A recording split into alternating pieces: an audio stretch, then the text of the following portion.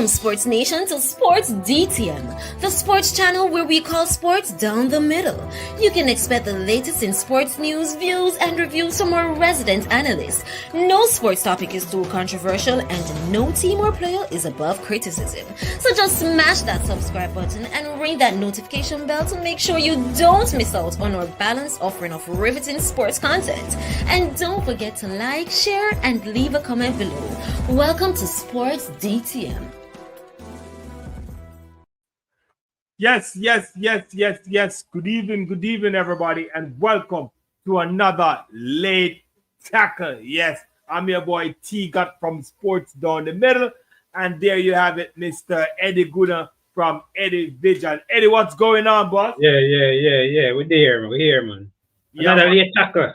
Not a late tackle. Yes. Well, so a lot of things been happening in the football circle. Yeah, man, a lot of things. I know you guys haven't seen us for what? 2 weeks, Eddie? It was 2 weeks? Yeah, I think it's about 2 weeks. About 2 weeks. And a lot of things happen. Whole lot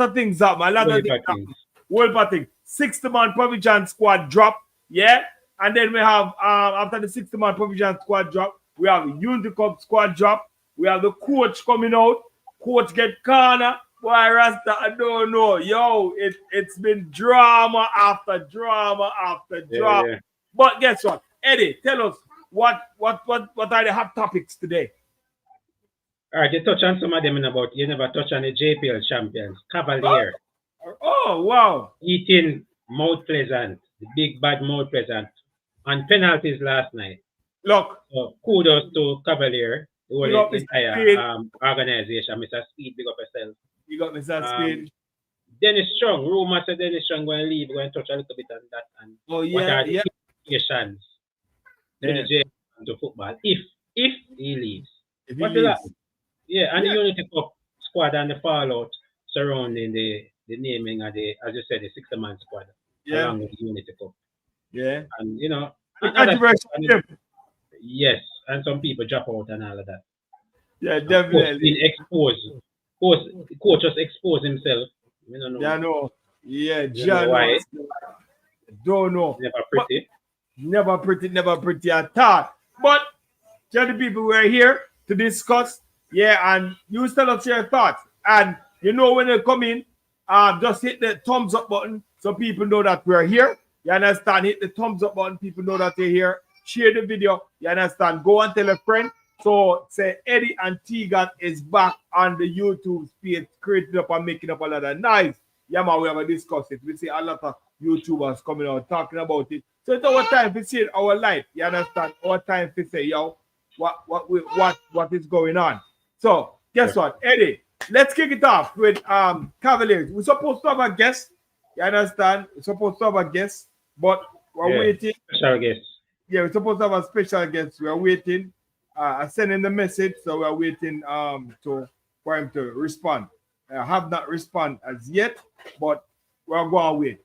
So let's kick it off. Cavaliers, were you at the match last night? No. I choose to spend time with the family, you know. Okay, all right, cool. So a little bit different. But I watch a game thanks to Sports Max. Yes, thanks to Sports Max. I watch it from here. But yeah, to Arnett Gardens. Arnett Gardens. Clubber. Clubber. 4-2. Jesus. 4-2. Clubber. So they will qualify as well. Without the national striker, Warner Brown. Yeah, leading goal scorer. Leading goal scorer. Golden boot winner. Golden boot winner. Yeah. Was there. He was resting for the Unity Cup, you may say. He looks so he's not injured, right? He's not injured. Yeah, he's not injured. Resting for the Unity Cup. I think the which team is smart. Which is smart. Which is smart. Yeah, which is smart. You understand? Which is smart. We say what happened to Busy. Yeah. Going down there, never looked pretty at all. He was stretched off the field. I hope he's getting better. I hear that contact was made. With him, and he was I hear that he was okay. So I don't know. I don't know if he still made the trip. Would you think it's wise for him to make the trip? Because he was supposed to travel today, you know. Yeah, well, you think it's wise for him to make the trip? If he's 100, but if just for the experience, because if he's not going to play, would the JFF get a replacement at this late stage? Of course, I think there are a lot of people. I could make it. If he's fit, was Anderson name in the side? Who? Anderson. Anderson was the name in the side. Which I think they're Kieran Anderson. No. Our replacement is there. You understand? Was Ravel name? I would still make him travel. Was Ravel name in the side? No. A lot of replacement. So it's sad. It's sad to hear what happened to business still. Oh yeah, it's very sad. Very sad. You understand this opportunity. We don't know what will we don't know what will happen. Maybe he will still go. Travel. Yeah. Play for the second game. And just play for the second game. Hopefully that's it. Watch the 31st or so. Yeah. Could be.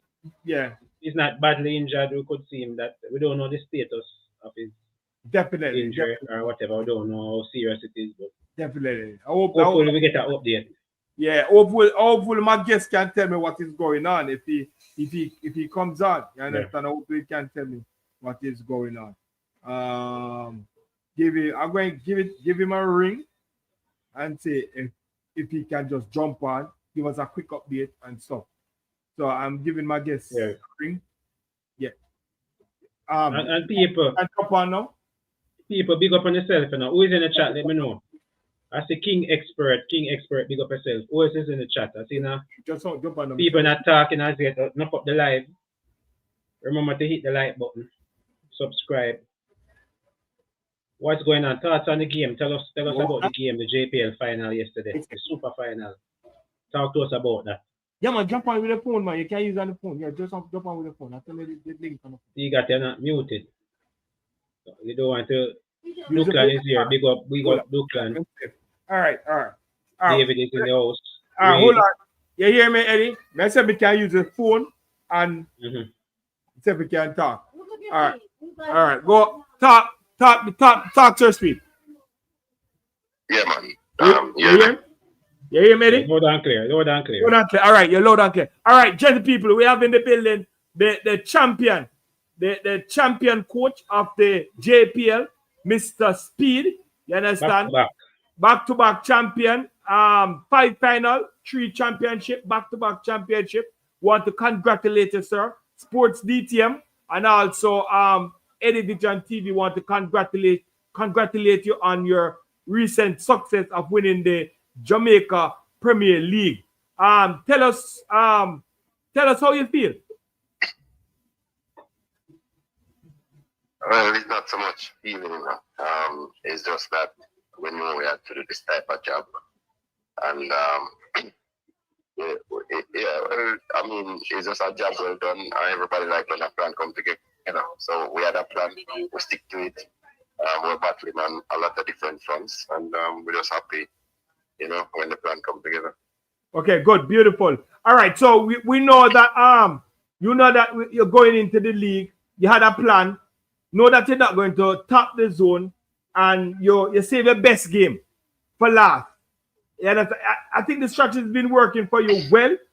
You understand? What if they change up the format next season? What will you do? We play by the rules. Right. So we change up the format, so we have to go in front and stadium. Okay. So, over the years, remember, it's been like second, always close to the leader. It's just that this year, based on the amount of games that we played, 97 or 98 games in 1 year and 10 months, it was just pragmatic. Plus, I lost 8 players from the team last year, 6 starters. So I had to be pragmatic, and just waiting long in at the end, it's like,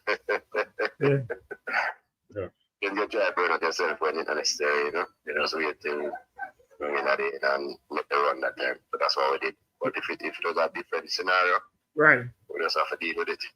So what them say work smart and not hard, and that's what you did. Work smart. Now we have to work hard too. And the final, we were able to match them tactics wise and break up what they're trying to achieve. But the truth is we just never have the legs. That is why I think we'll go to 120 minutes. Yeah, Mr. Speed, were you playing for penalties? You hear that question, Mr. Sarsfield? Eddie asking if you were playing for penalties. No, but we're trying to win. But if you notice in the game, we got 2 12. We can't play for penalties. We got 2 penalties that we should have gotten during the game, and we didn't get them. But at the end of the day, when you realize you struggle like what we did, we couldn't press the ball high up the pitch because we never have the legs. We're sitting our own half. Just give them just enough possession so they would think that they're dominating, because they are like about 53% possession and trying to work so them get careless. So we just give them enough possession for them to think that they're dominating, and then we just make life hard for them, because I mean, we just didn't have a leg to play in our normal transition game. But if we made life hard for them, and then we get 1 or 2 instances like the ones that we got and should have gotten probably a penalty, and we got another good chance with King missing the 88th minute. So it was just one of those methods, and we're not going to go behind.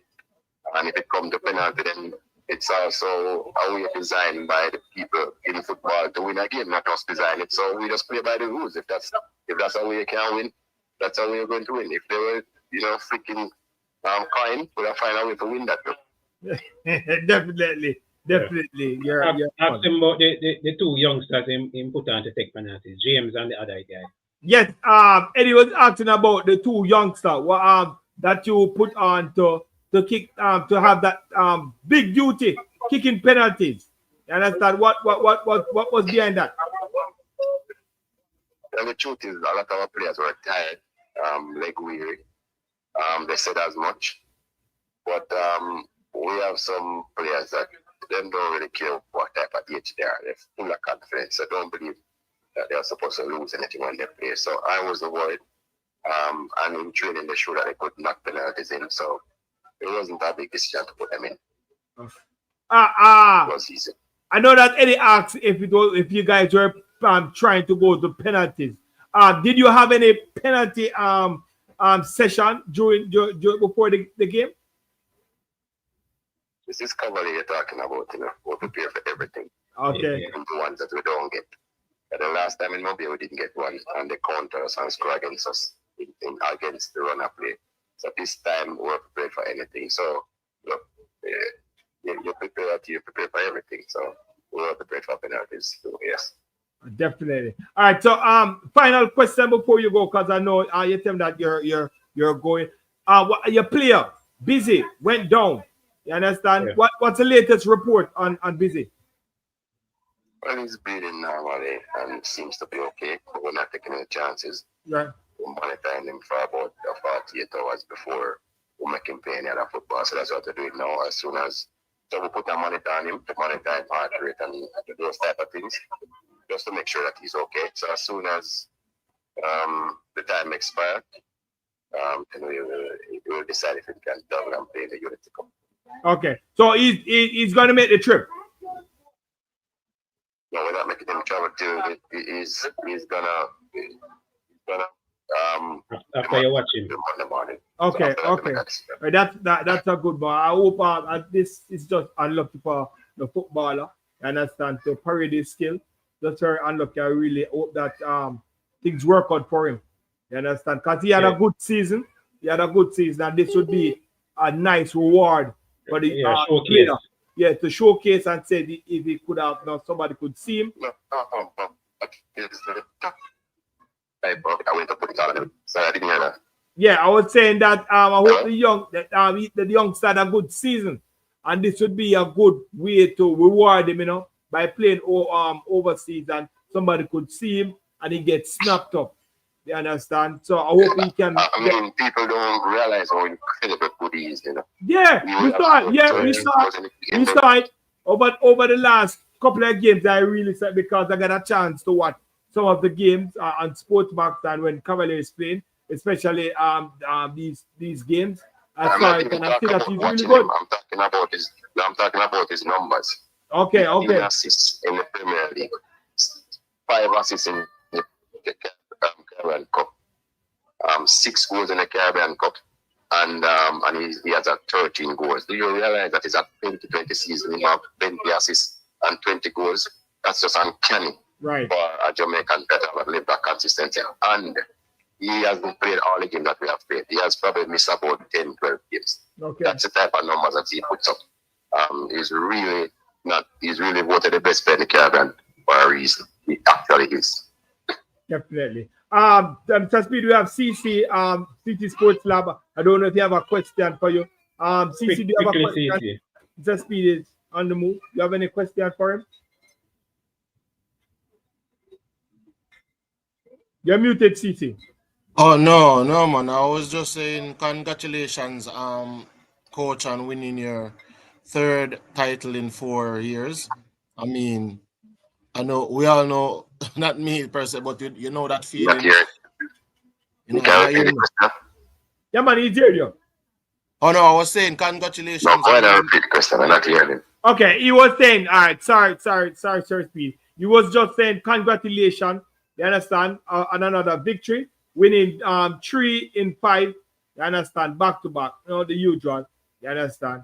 So that's it. Thanks. Yeah, he said much respect. The question I was asking is now that the season has wrapped up, in terms of what are your plans looking forward to the next Caribbean Cup and possibly even the trying to go back to the Champions Cup? All right, he said now that the season is wrapped up, what are your plans for the Caribbean Cup and possible for the CONCACAF Championship? Well, I don't know.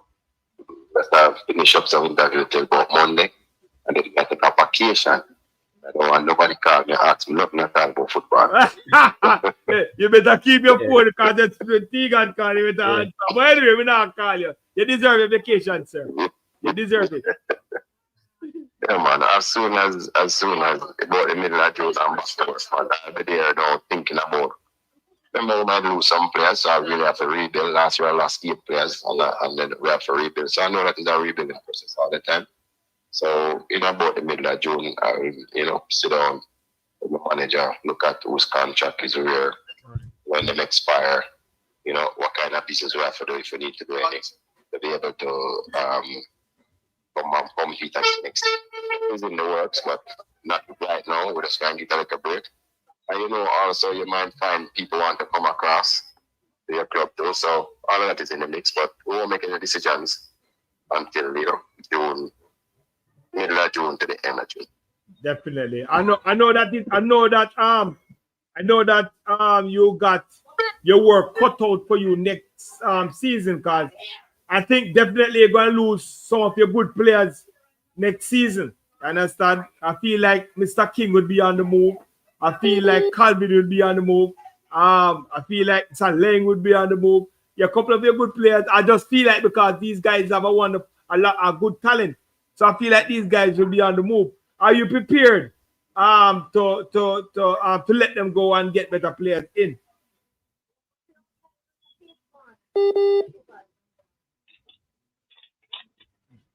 Are you still there? Every year we lose at least 4 or 5 of our top players, but yeah, we just find a way. We have a nursery. We have a lot of young players that are just camping on the.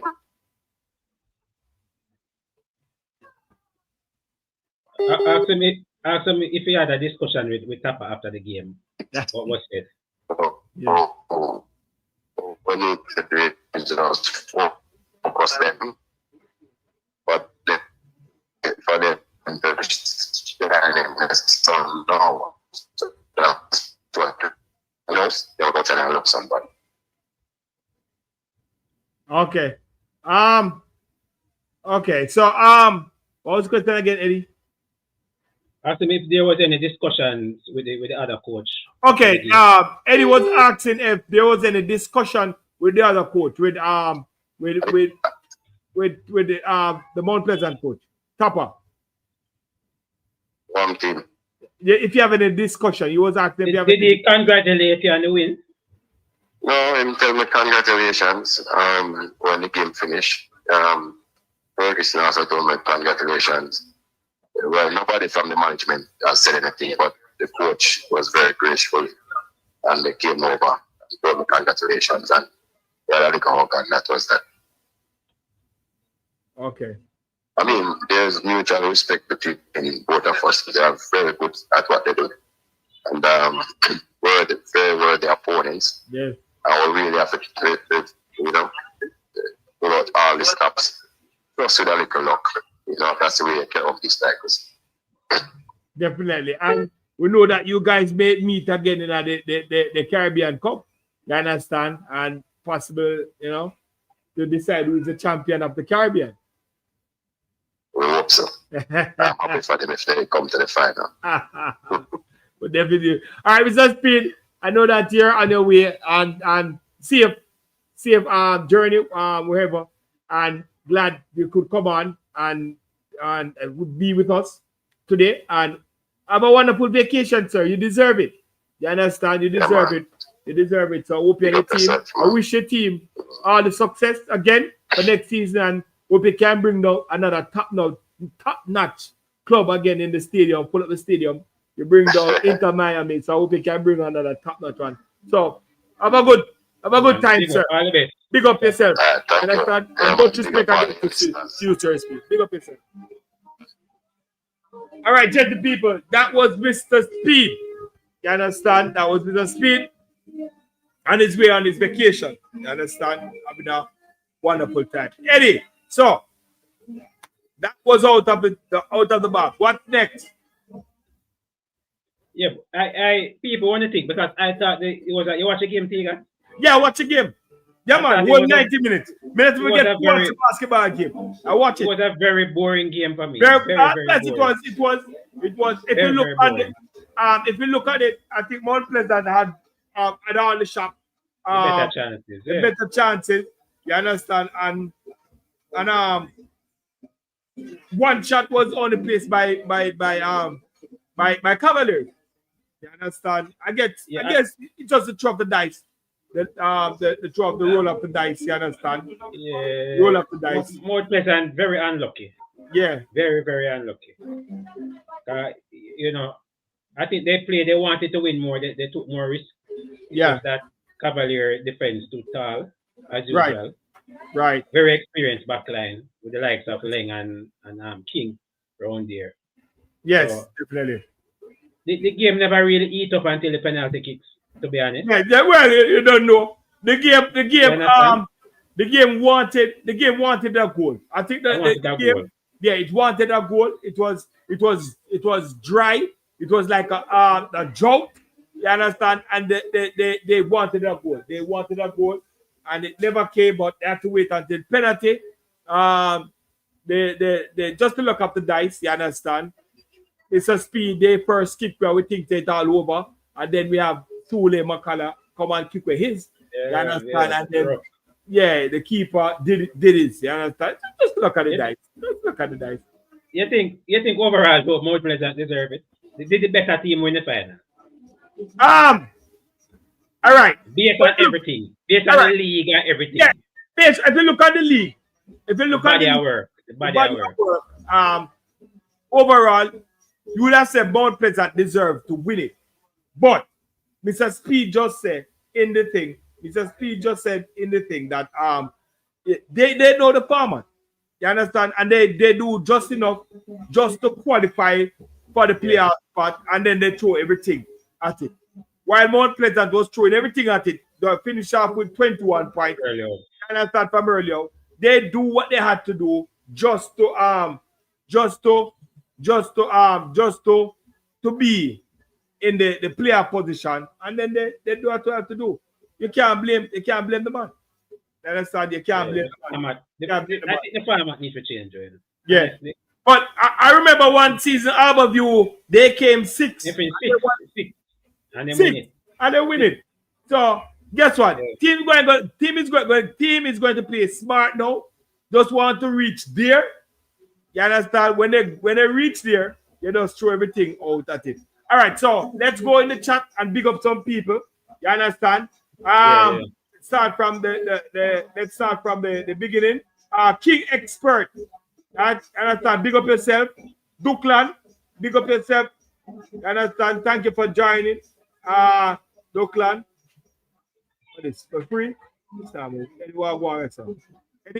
Me do it. And people, if I just join in, you missed the interview with the JPL winner, Rudolph Speed. You missed that small interview if I just join. You can watch it back on the replay. Big up Conrad Collins question in the house. I said Gunners, big up yourself. Big up Balak. Jelani Roper, big up yourself. Jason Gona TV, big up yourself. People subscribe to the Gona. Who else now? Conrad Smith, big up yourself. Cranky in the house, RR, big up on yourself. Greg, Leroy, you understand? Big up on yourself. You got your freeze up. Bad Gaza, big up yourself as well. Toppy Rudy, Texican as usual. King Expert. Everybody that? Alright. T got what happened? Alright, people, T got freeze up a little bit. So we're going to continue the discussion with the JPL. Let me know, as I said before, it's a very boring final. I thought the better team lost in Mount Pleasant, but that's how football goes. You know, always get what you want at the end. Cavalier very fortunate to win it on penalties.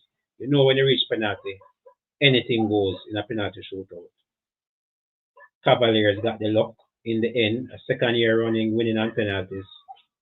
And, you know, you have to big them up for that. You know, pulling through. It's never easy to take penalties.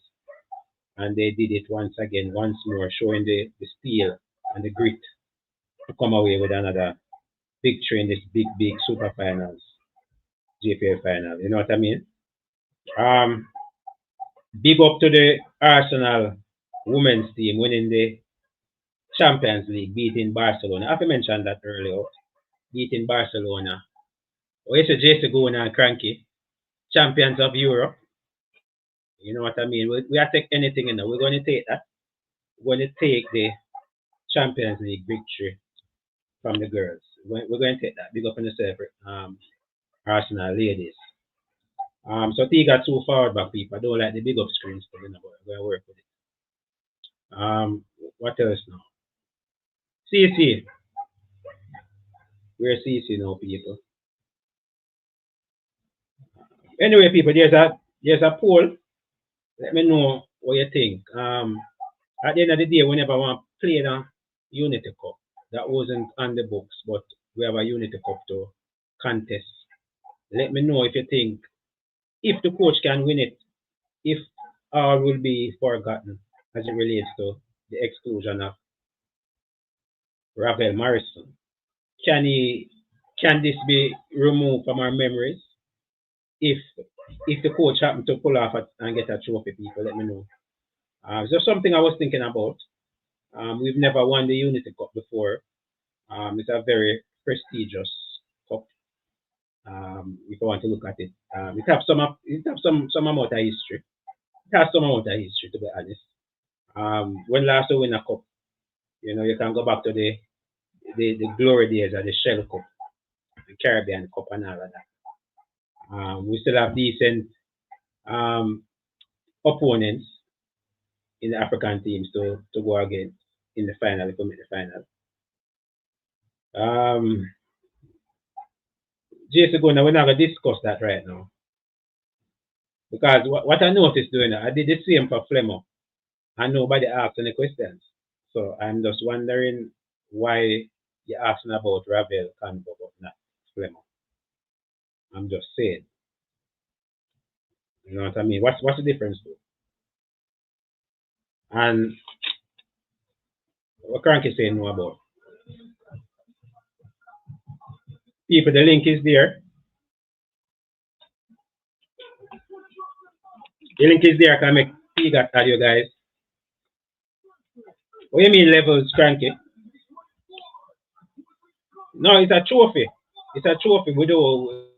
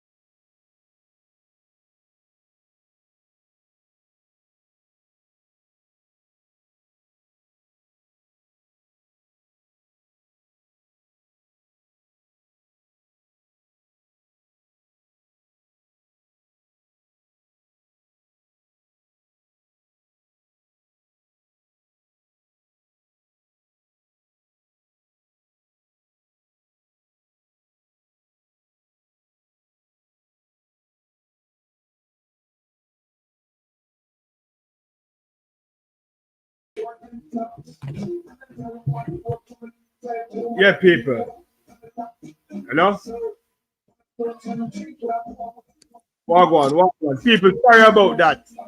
Sorry about that, people. Sorry about that. You understand? I am not at home. So see with me and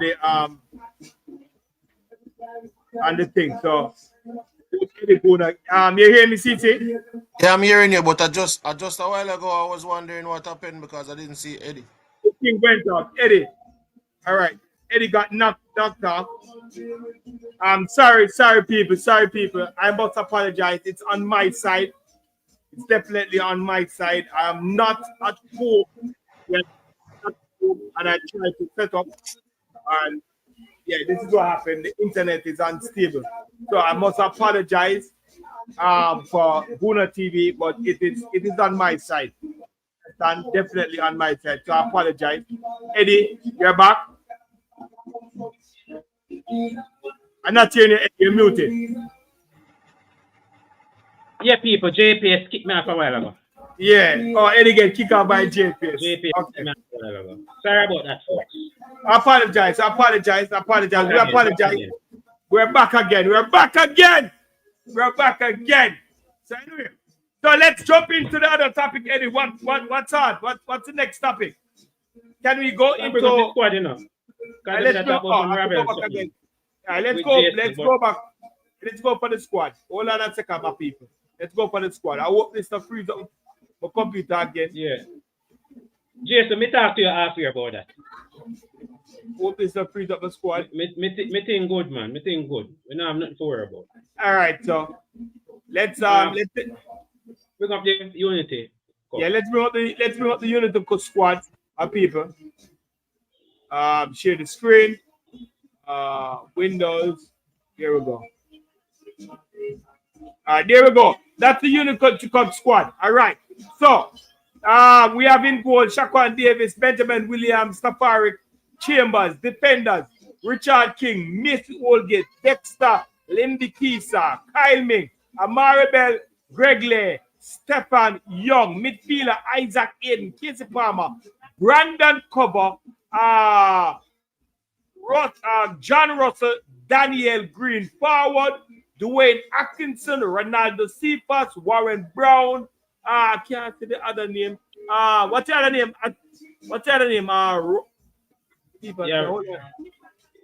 Roman Borrell. Roman Borrell. I think that's Roman Borrell and Tyne Dixon. So do it forward. And Javan East is there. Yes, and Javan East. Yeah, definitely. So thank you. Dwayne Atkinson, Ronaldo Cephas, Warren Brown,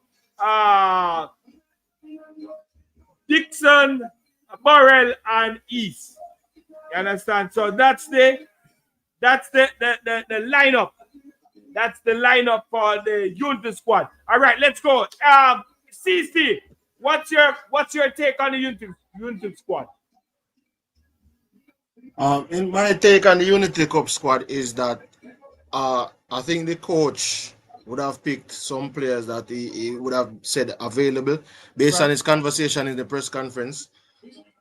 Some of the players that he would like to pick are not available. So, I mean, a lot of people are going to look at it and say, boss, are you with squad? But if a player is not available, who are you going to pick?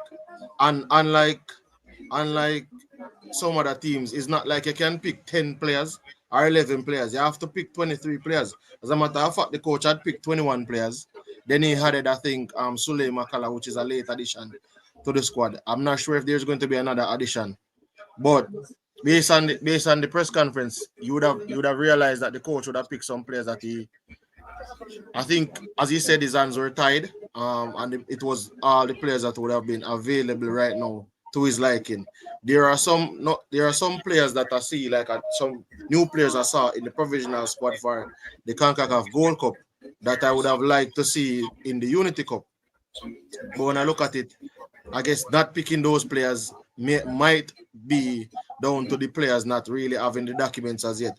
I didn't see anybody really asking about the documents because I guess everybody was into the Ravel mania, so nobody really paid attention to the 6 players that are on the provisional squad that didn't make it to this Unity Cup squad. I think Rumor and Burrell is the only one who made it to the squad of those 7 new recruits. Whether like Gennaro Johnson, Tyrese Hall, I think Tyrese Campbell, Malik Matasil, Dimitri Mitchell, all of Louis Baker, those players. Nobody really cared to ask the question about those players. I think everybody else was caught up in Ravel Mania. So for me, it's a pretty decent squad. We just have to go out there and see if 1 or 2 of these players can really put up their hands in the air and say, oh, we are here for the World Cup squad and even for the Gold Cup squad. The coach would have said he has his World Cup squad set in mind. I mean, a lot of people would think that means he already picked the squad. But if you're going into back-to-back tournaments, you're coming out of Unity Cup, you're going into the Gold Cup, you're going into World Cup qualifiers, I would think you would have an idea of the players that you would want to choose, and I think that's what the coach meant. He has an idea of the players that he wants to choose. However, players that are playing in the Unity Cup, it doesn't mean that they don't have a chance to make the squad for those other tournaments. What it means is that they have a chance to make the squad, but he would have already have some players in his mind. So for me, it's one of those things, as I said, absolutely true. If look at it like this, Eddie and Tigat, a lot of persons are at the press conference. So if what I'm saying is not fact and people are there asking about the other players not being included, then fine. But nobody really asked or cared to ask about that.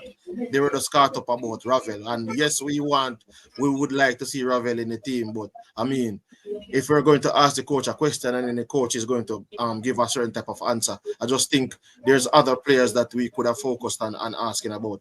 But that's just me, and other people have other thoughts. You know anything about the Burrell guy? Oh, the one that said Rumor and Burrell. I think when the name came in the listening, the provisional squad list, that's when I went and watched some highlights. But I've never really watched him play outside of that. So he's a mystery, and maybe the only one with a passport at this time. Out of the 7 that they named the newcomers, maybe he's the only one with a passport. Yeah, but I'm saying we wouldn't even know that if we don't ask. Like, for example, asking the coach that some of the players that we see named on the provisional squad, are there any players on the list that does not have the requisite documents to participate in the upcoming tournaments? And how far along are they with their documents? Are you even saying how much assistance has JFF provided in securing the documents for these players? So, I mean, as I said before, 7 players were named. 1 made it to the Unity Cup squad, and I don't think anybody else cared about that. I don't think it's down to documents alone. Hold on. CC, I hear you loud and clear, and I understand the way you're going after, right?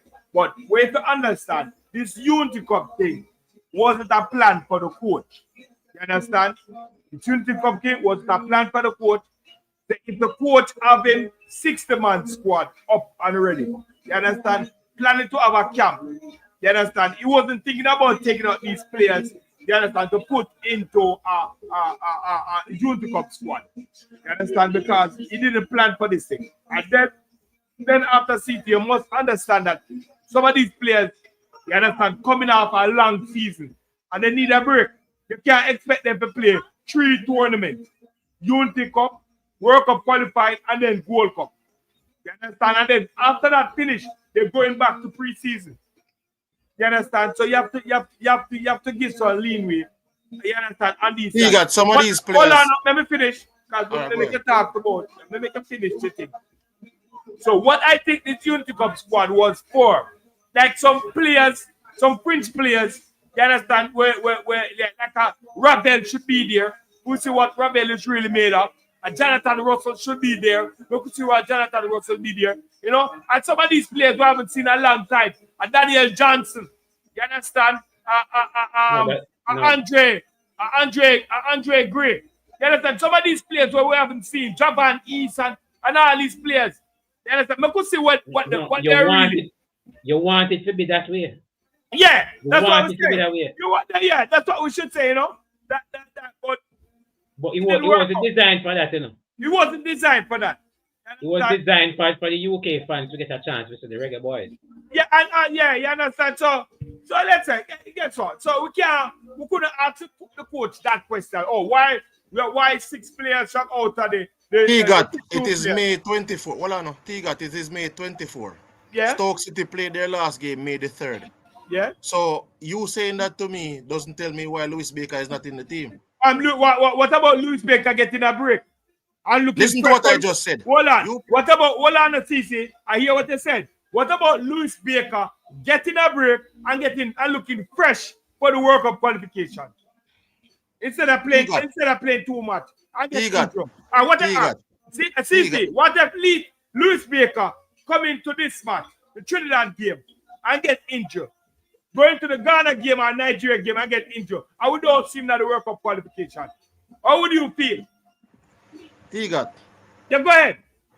3 weeks. This is 3 weeks since Lewis Baker played a football game. I understand that, City, but I'm saying to you, what if he enter this competition, this Unity Cup competition, that doesn't mean anything, and got injured, either by Trinidad, or either playing Ghana or Nigeria, and then when the real game comes, him not get to play. So what if he got injured in the real game? Are the real game that? No, but you can't replace him at that point in time. Who are you going to replace him with? What are you going to replace him with? But at the real game that. Come on, but you got to start switching goalposts because you find out. No, you started with rest. You started about rest and saying that the player needs a break. Now you find out say 3 weeks. Now him not playing no football. So I'm just saying. Now you start change the goalpost. I'm not change the goalpost. I'm saying the players will be looking fresh. You understand? Coming just like how the coach ever called Damian Lowe, Damari Gray, Leon Bailey. You understand? And Ethan Pinnock. You understand? But I'm not call them man name. But I'm just saying you wanted to see Hold on, brother. You wanted to see you want to see the 7 players. It may be play. You understand? You wanted to see the 7 players. That striker on the team. We need a striker. So I wouldn't mind seeing him there. See if he can really score a goal. Yeah, that's because we need a striker. By the way, people, we have Cranky, big up yourself. Thank you for joining Late Tackle another Saturday. First of all, I see you ask a nice question, and the follow-up question you didn't get to ask it. So tell the audience, 115 people watching, tell them what was your follow-up question in the media room. You assume I can remember that far back? I mean, man. So 2 things. I just put on my thing, Tiga. Yeah. You know when you turn on your stereo and you blast and you don't realize you blast it. Yeah. And you put on where you hit me hard enough. The jumble never heard. But let me just say this. Right. The follow-up question was about why wouldn't he use the Unity Cup as the basis to assess Ravel if you believe Ravel is playing in a league which is inferior, and therefore when he can't see him and can't judge him, he says he knows Ravel's ability and Ravel's resume. So why would Unity Cup be? And you have 2 games to judge him to see, you know what, his fitness, how he plays, all what he's assessing that he needs to assess. He could have done that in those 2 games. It is incomprehensible to me to think that somebody like Ravel with his pedigree, and we are challenging the midfield, not to be given an opportunity. We have players like what's his name, Powell, we haven't seen in years, or in the 60-man squad. Yeah, Alvas Powell, right? Yeah. And I'm not trying to knock Alvas, because Alvas is playing at a decent level. My point is that if those players are getting a chance, who have a history, who has been there, who have done that, Ravel deserves a chance also. Definitely. I think everybody within the space, the YouTube space, is saying that Ravel is deserve a chance. 10 goals and 11 assists. We have another midfielder that scores so much goals yet. To this while, never in any competition, whether it be Ghana League, also League. We've not had a midfielder. We've not had a midfielder playing in the Saudi third division or wherever. Right. Whatever. Yeah. So nobody can make it seem as if. Yeah. The level has a lot to do with his performance. And right. So here, guys, we've not seen this at any other club at a higher level. Guys, here's the problem. What people don't think about. What's the comparative between the JPL and that league? Because we seem to want to knock whoever is in a third division or some bush league. Is JPL that higher league where we have 10, 9 JPL players in the squad who therefore say they played at such a high league, they should also be there? If they're given a chance, why JPL is not being considered this great league. In fact, the coach, the entire JPL when he was interviewed, as I mentioned, the entire JPL. Adam can't do a run up and down. That's all he said. They're not good. We didn't say it, the coach said it. If the worst thing somebody can say to you in life is that, you know what, you have athleticism, they're saying you have no brain. If you question someone's intelligence, indirectly or directly, is the worst thing someone can say to you. Worst thing. But you see the difference though with the JPL players, there are room for improvement. There's none for Rapid. There's none for Rapid. If we're being serious. Eddie, so you and I are going to argue about this. That's illogical. If we're being serious. Eddie, I have never heard anybody. Eddie, I have heard English people say all the time, Robin is a phenom. I have heard West Ham players who played Wait, Eddie, listen. Eddie, listen. Say the word was. Give me contact, Eddie. You're sure. Give me contact. Go ahead, Crankhead. Finish. All these JPL players that you're picking up, Eddie. Nobody has to rate them. You say Rich big. I never pick up anybody. But you are indirectly. That's what you're doing. You're comparing them to Ravel. They're not comparable. I'm not comparing. The thing is, Ravel, in terms of skill, yes, he's more talented than any JPL player. However, he has not displayed that, and that the coach has said, you're not displaying that at a certain level where I can use you. But the JPL players are. But the JPL players are. Wait. But the JPL players are just playing at a certain level. You know, so they have vendetta with the JPL players. Eddie. Why are they using the JPL player? We all know why. Cranky. Yeah, but the fact of the matter is this, Eddie. They want to sell players. They want to sell. Eddie, we know why. That's fine, Eddie. That's fine. But they might not look at the Ravel. Eddie, most of the people I engage with think Ravel should be getting an opportunity. Yeah, I would have him in the squad, you know. Okay. I would have him in the squad, no doubt. But I'm just saying there's some things I can agree with the coach with. The coach is talking about both sides of his mouth all the time. Yeah, so all right. So hold on.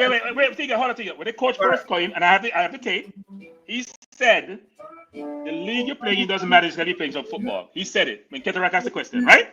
Correct, Eddie? Yeah, man, I bring that up. I remember that. So why are we going to something different now because it's Ravel and saying, you know what, the level matters and I can't see him? You know what Tuchel said? Tuchel says he can't go and watch Tony live. He has some tape on Tony, but he knows Tony's pedigree. That's why they bring Ivan Tony back, who has not been in England for a while, to see him play. He has games he can use him to test him. That's what we should be doing with Ravel. We're not saying Ravel is playing at a great level. We're saying give him a chance to fail. Let's give him a chance to fail. And we do that. We did that with Type McGee. Didn't we do that with Type McGee? Didn't we do that? People in the comment section. We did give a lot of people a lot of chance. You understand? I remember Algrim said didn't use up Ravel either. Eddie, by your logic, Bailey shouldn't be the team. By your logic, Bailey should not be in the team. You see what the coach is doing wrong now? The coach needs to be honest to himself and with us and say, look, I don't see Ravel in my future. I don't say that. Because him no want to say that, he might work with the league business and contradict himself. Him just need to be honest. So that's a cause of confusion. Just come out straight and say, I don't see Ravel in the future. But let me tell you, the thing about it too, we have to be honest with ourselves. The league that Ivan Toney is playing in, we can readily pull up how much it is ranked in the world. You can't.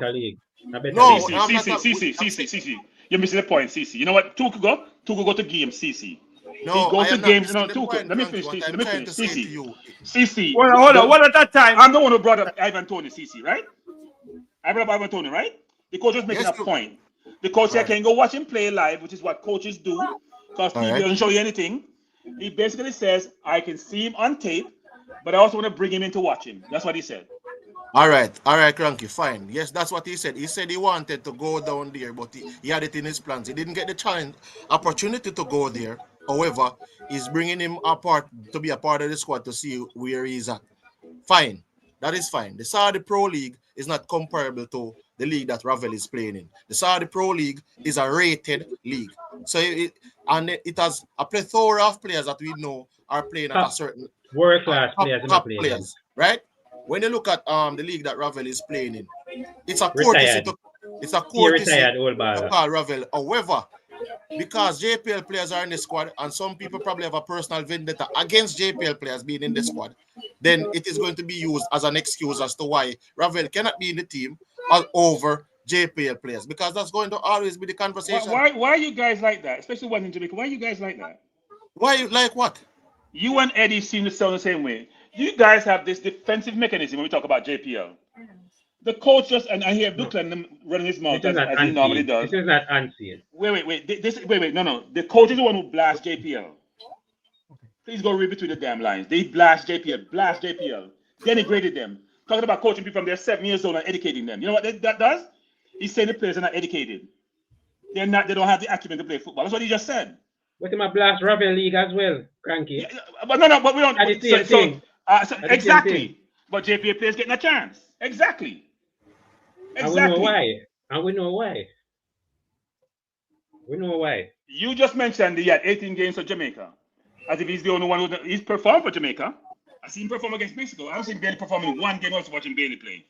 You guys are too biased, man. It's so upsetting to listen to this nonsense. No, but Cranky, They didn't perform in no game. You forget the Gold Cup?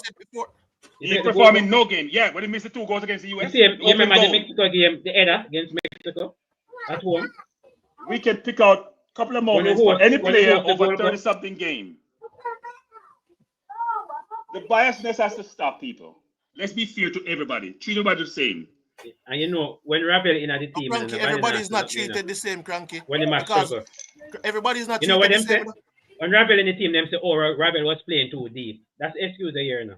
Why I'm not create? It was playing too deep. No, but Eddie, what I'm saying is that everybody's not treated the same, Eddie. And Cranky knows this. Everybody's not treated the same. JPL players are strung up, lynched up, string up, because they are labeled as should not be in the team, not good enough, none at all. By as a matter of fact, people are saying that they don't want to see one or half a JPL player in the team. Not one. Basically saying not one player that is playing in the league is good enough to be in the team.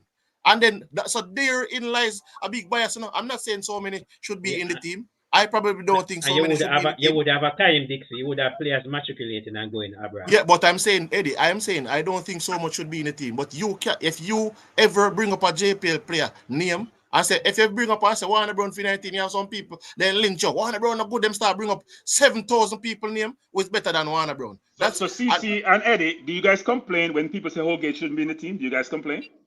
No, I'm a big Holgate fan. Yeah, but a lot of people say Holgate. No, but here's the thing, Eddie. I don't hear you and CC blasting people who say Holgate shouldn't be the team. A lot of people say Holgate should be the team, but because he's a diaspora player, you guys don't think that way. You get defensive about JPL players. There's more than one. No, let me finish, CC. There are more than one diaspora players who get blasted should be in the team, like a Jamal Lowe, like a Palmer, like a Holgate, but you guys have no problem with that. The defensive mechanism kicking of shown as JPL players. And these players who are blasting from the diaspora have played at a much higher league than JPL players, and they get killed and destroyed because they haven't produced anything for Jamaica. I said they shouldn't be in the team because I am agnostic when it comes to who plays. If you're good enough, I have supported King. I supported Cephas till the last game. I've supported Dixon. I supported a lot of players who are local. I supported Brown. If they play well, I've supported McGee to a point. If they play well, I'm all for you. If you don't play well, I can't support you. I don't care where you play football. Whether it's Corner League, JPL, Saudi Third, Championship, Premier League. I beat Antonio when Claudine killing me. I said, you know what? I tried Dixon over Antonio because he's not scoring goals. I don't play that game. you guys are very biased when you think, because you blast everybody who may criticize these players. That can't be the way you rationalize things. All right, so Cranky, I think you have believe in spoken. giving players chances, you know. Cranky seem as if a player don't play a good 1-2 game, get him out the team. I'm not like that. I'm not quick to run out players.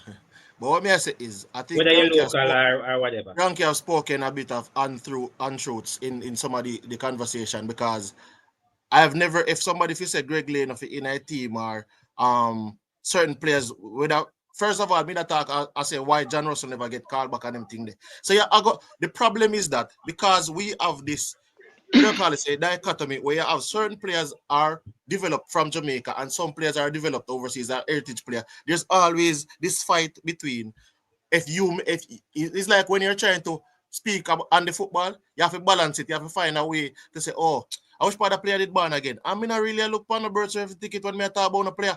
I don't even know where some of my man them ban. I don't even know. As a matter of fact, I remember one time talking about Daniel Johnson. I know a man going to remind me that he was born in Jamaica. I didn't even remember that.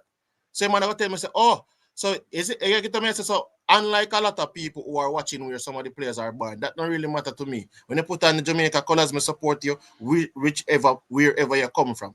My conversation has to do with if the coach is contradicting himself, yes. And I've spoken about it, say that he said one thing. I remember Bobby Reid situation when he stated that Bobby Reid in a squad because his mom was some pregnancy thing. Then him come back and say, oh, Bobby Reid injured. And I'm like, try to be consistent, no coach, like, yeah, twist up, turn up your mouth every minute. So I don't think he's consistent with regards to the Ravel situation. I was just thinking that there's other, like even Daniel Johnson, where I think there's other things people would have asked, where would have wanted to know. So, Cranky, you stated that you know about some of the players why they're not in there. I don't know why Louis Baker is not a part of the team. I've seen him on the provisional squad. I would have loved to know. Everybody who's playing in the Unity Cup have to have their papers. Right? Correct, CC? Yes. Does Louis Baker and all them have their papers, CC? I don't know. Exactly. We don't know. So you can't then judge as to why they're not there. No, but they're on the Gold Cup provisional squad. The Gold Provisional squad is a squad. But just in case. Just in case. They can be there, CC. They don't have to have a passport to be there. And they don't have to play. Because they're not on the final 26 CC. They can be on the 26. Which is fine. Hold on. You haven't seen the last professional squad over the years? How many players were on it and they don't have a passport, yet still all of them play for Jamaica? All right. So Eddie and Tigat and Cranky, put in on a provisional squad, right? And you put some players who would have a passport because they can be there without documents. Fine. But in terms of saying that over the years we have been placing players on the provisional squad list, and some of those players up to 3 years now we haven't seen them playing for Jamaica. Why is it that we can't translate from having the players on the provisional squad? Obviously, we want them to be a part of the final squad to get them into the final squad. Speaker, that is. Repeat the question, CC. No, I was saying over the years we have been placing players on provisional squad lists. Obviously, we are recruiting players and want them to play for Jamaica. And how is it that we cannot get them to translate from over the provisional squad into the final squad when those are some of the players that we actually want to be playing for the country? It's a good question. There are litany of reasons, to be honest, for some of these things. Sometimes the players may be close. Here's an example. Antonio and Gray took 2 years to get their papers, my understanding, from good source. 2 years, CC. Suppose they're close, CC, and you thought they were close, but they're really 6 months to a year away, because they filed a year ago, and you put them on the squad, they won't be involved. They don't get a passport and their citizenship. It takes a while to go to PICA. Well, it shouldn't take a while, but it does take for some people. If you go through London, for example, which they shouldn't do, that's why you see players now flying to Jamaica, like how Hayden did, They stop flying to the London consulate, and they fly to Jamaica to get it, because in Jamaica it takes no time. You go through London, your paper get lost. One of the kids I'm supposed to interview said he sent his papers in, and 2 years later he has heard nothing. So we don't know the reason, CC. I don't have a good answer for you as to why that's the case. But it's a good question in terms of why would you put someone there unless you are pretty close to converting them, or they truly want to be converted? Or did you try to incentivize them to consider converting? So you put them on. I don't know what the rationale is. There's a different rationale. Yeah, and that's the thing to Cranky. So then we are continue building list, building up people's hopes. And then when the final squad come, not only one player can make it out or only two players. So if over a period of time, fan sentiments, we can probably list 10 players that we think we should have gotten and we didn't get. And I don't see where anyone even pressed by the JFF to say, about 4 years now, we see you putting on these guys on the list. And none of them have materialized into playing for Jamaica. So what have you done to ensure that the process have gotten better? Because we've heard of Antonio, we've heard of other players, 2 years it take them to get their documents. What have you learned from that process and carried forward to ensure that that timeline has significantly reduced? I asked that question on the women's press conference the other day with Busby. What people don't realize is that on both sides of the aisle, even though we rarely have any locally based women's players who matriculate to the senior team at this point in time, just given the women's league is not where it needs to be, but we have more for the men, that the process to naturalize persons is still as prohibitive as it is for the men, actually. It's difficult. You guys sometimes got to reach what the coaches are saying, you know. If you hear Busby talk, if you hear McCLAREN talk, if you hear Hagins talk, the general consensus is this takes too long. They don't have that in some other countries. I can't talk for all countries. Some of the countries who are fighting for a war for talent, they don't have the problems that we do.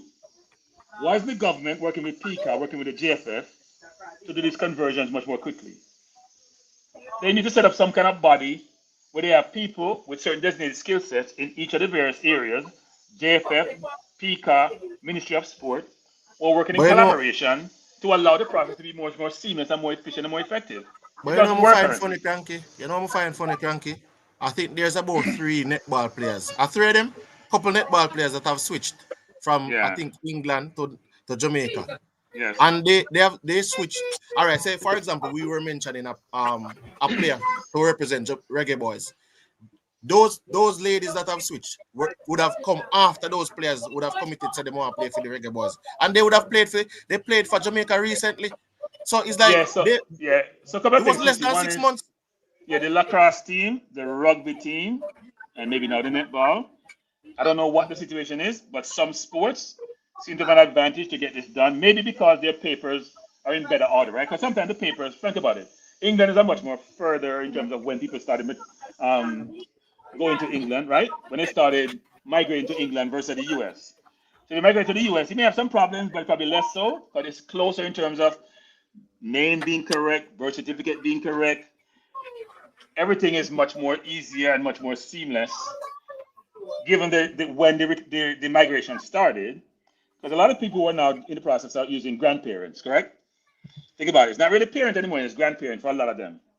And we know how those paperwork work. Some people didn't have birth certificate, or they have it, the name differ, one name spelled incorrectly. And when those things happen, it does take a while to get it done. But my point is, those things be identified pretty quickly and rectified. Versus I go to London, they take my papers, they didn't realize the mistake, they send it to Jamaica, they then send it back to you. It takes a while to get there, and it's a circuitous process with no end in sight. I think, as I said before, because I saw where I think them said Louis Baker was on the island, Madasil was on the island. So I'm pretty much probably optimistic that those two at least will be able to get their documents before the World Cup qualifying. But for me, as I said before, Cranky, it's just the questions to expose and pressurize the JFF as to why we see 7 players being recruited. But then when it comes down to documentation, year after year after year, we are named provisional squad and we can't get to play them. I think this time it may be a little bit different because they have started work through the process and they know the papers are close. And I'm sure there's probably some association going on with PICA. So they probably, for the 7 players that you mentioned, I think 2 of those players, though, are more junior, right? So I'm not sure if they switch allegiance yet, but the others, I think, should be okay. Oh, All and Johnson. Right. Which are 2 very young players who were, by the way, I've said this before, wanted to be part of the under-20, were in the under-20 that John Wall had, and were not given an opportunity to play for the under-20 team that we know did so well in CONCACAF. So that means that them have them passport then? Or See what me tell you, say come back down to cranky. That's why me I say it come back down to it's just the logistics of everything. I just feel like the logistics of the squad assembly, the recruitment, other little aspects. So we have development, all of the factors that goes into a World Cup cycle or what you should make a decent football cycle, sports cycle. We just don't have them together. We just don't have ducks line up in a row. No. We have a conundrum which we can't solve. It's a conundrum, right? Which is, and I understand the conundrum, but I also think there got to be a better way to address it, which is the JFA want to give local players an opportunity, and there's nothing wrong with that, to demonstrate their skill, to probably get a chance overseas to play. They want to also satisfy their local stakeholders who are mandating this. That's why they have quotas. Fans want to win.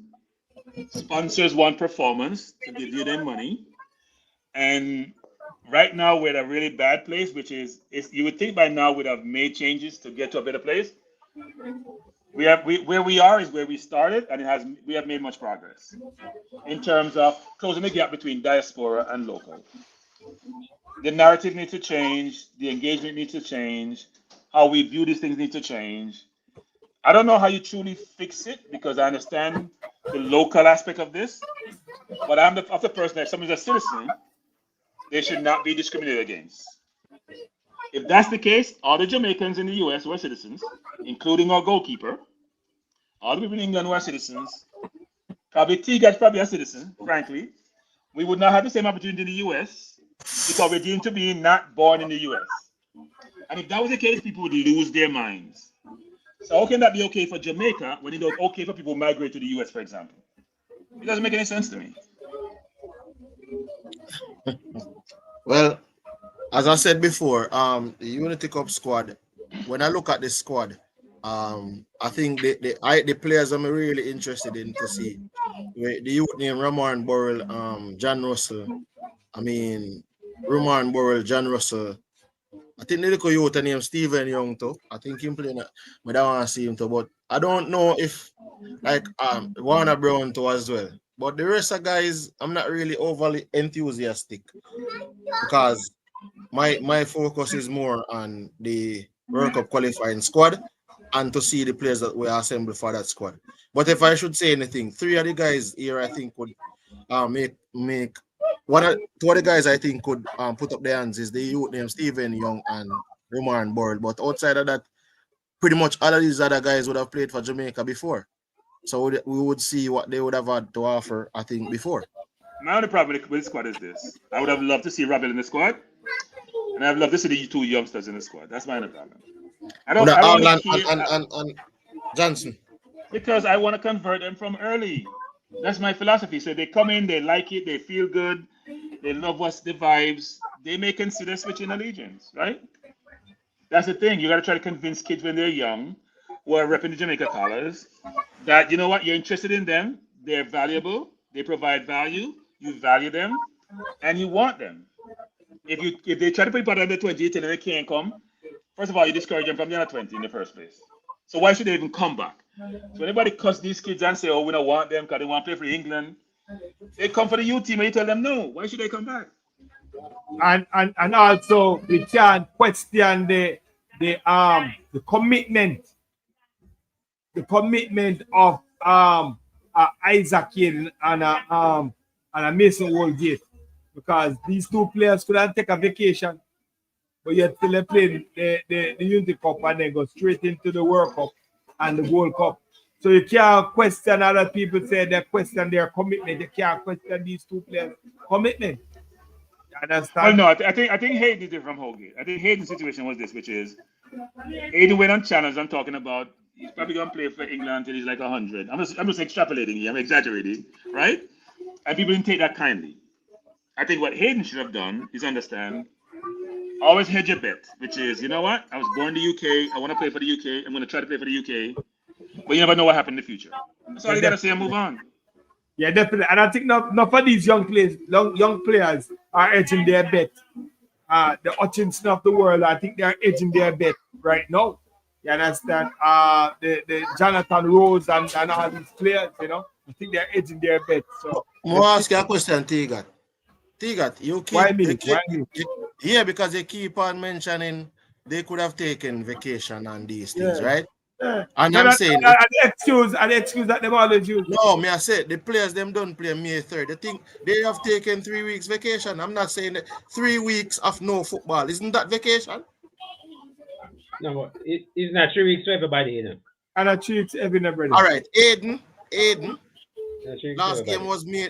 The last day the championship play May 3rd. The other gentleman we mentioned before, championship ball game done May the 3rd. What name? What the one you mentioned before? Allgate championship done May the 3rd. Portsmouth in a playoff.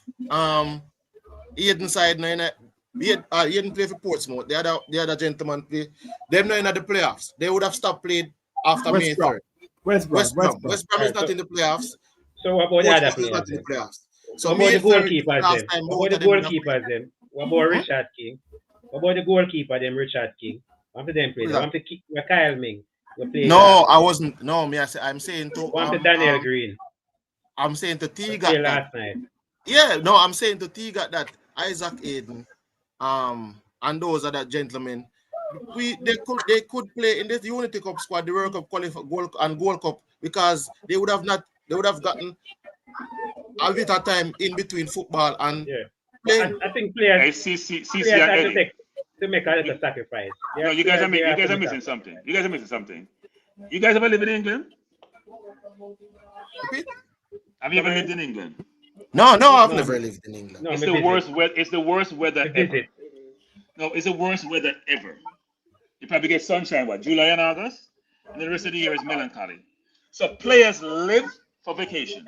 No, people in the UK live to leave the UK to go Spain and Morocco and Egypt and everywhere except the UK. So they're going on holiday. So the holidays are precious and they make time for their family.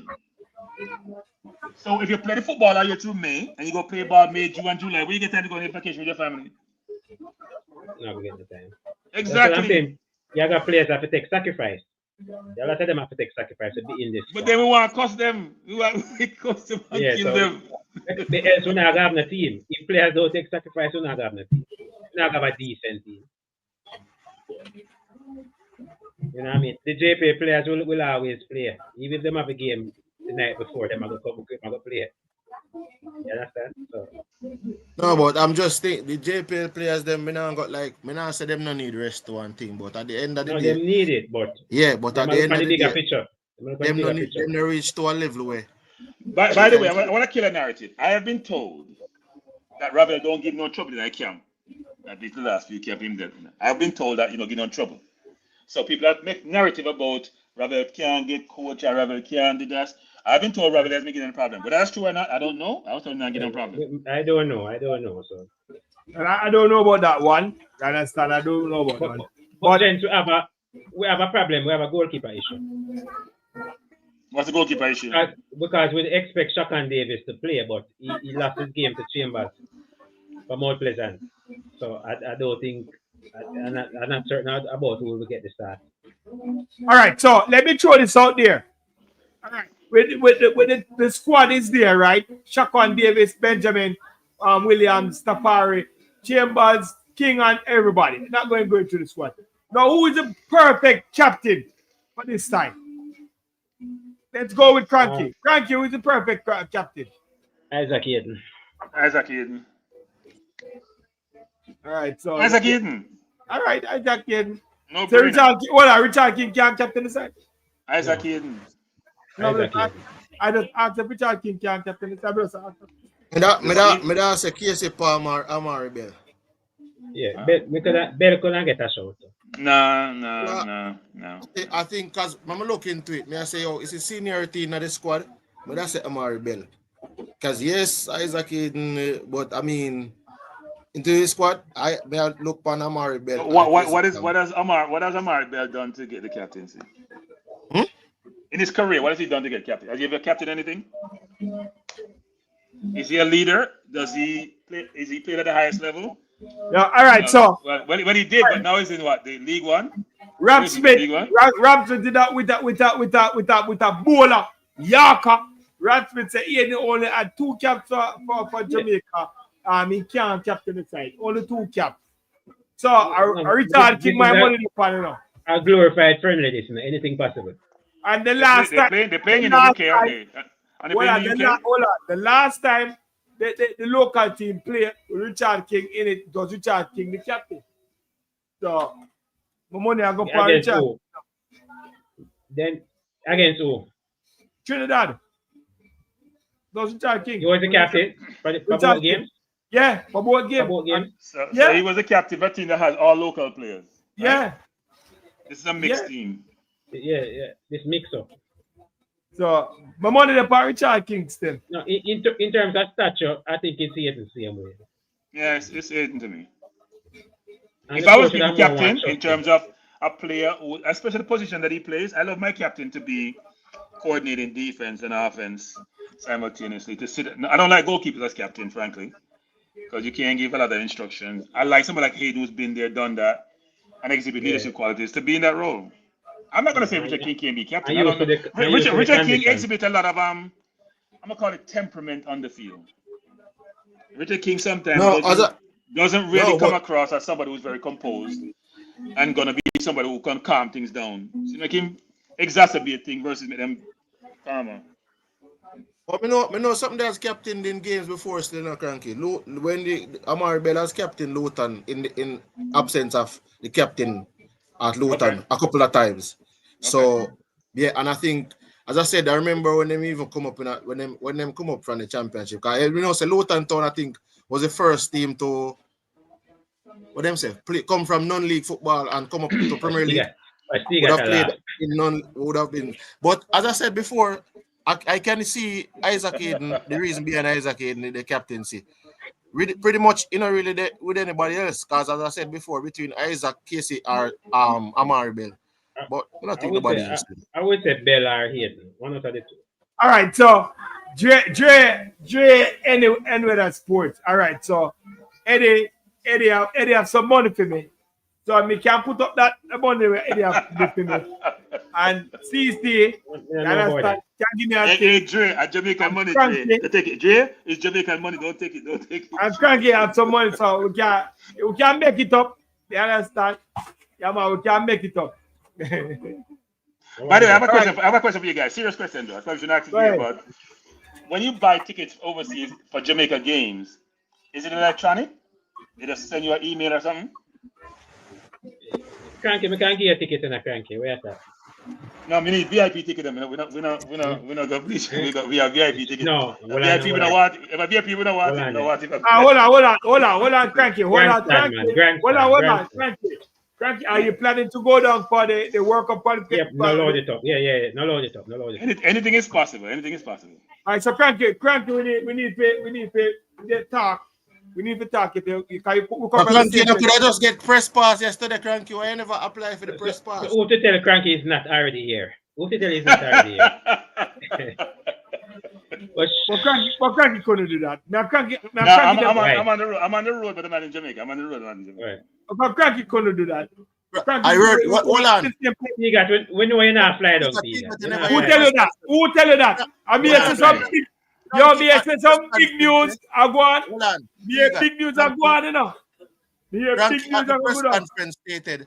Watch they got love of an earphone and I hear people are saying. Cranky in the press conference stated that he was in the airport. So come like you never listen. No, but not to Jamaica. I'm not going to Jamaica. I went someplace else. Not Jamaica. I didn't go to Jamaica. No. So Cranky was flew to somewhere. We don't know, but he was in the airport. You can get the e-ticket. Once you go on the Quapid website, you can buy the VIP ticket and you get the electronic ticket. Okay. So either you scan it, or you can print it. Either one. Okay. Did they give a press pass already? They gave a press pass already? Yeah, they gave a. No. Yesterday was the deadline. Okay. Yeah, so probably 2 weeks time them start issue. Yeah, I don't know if I'll get a press pass because I haven't been the best. You applied? Applied? I did apply. Yeah. Okay. I did apply. Probably run a JFF there. All right, Simon, Simon, most cranky Simon. Most cranky. All right, so we're wrapping up. Eddie, what next on the show? What name? Mr. Tree Card man. No, don't say that. Don't say that. Dennis Chung. Don't say that. Be a please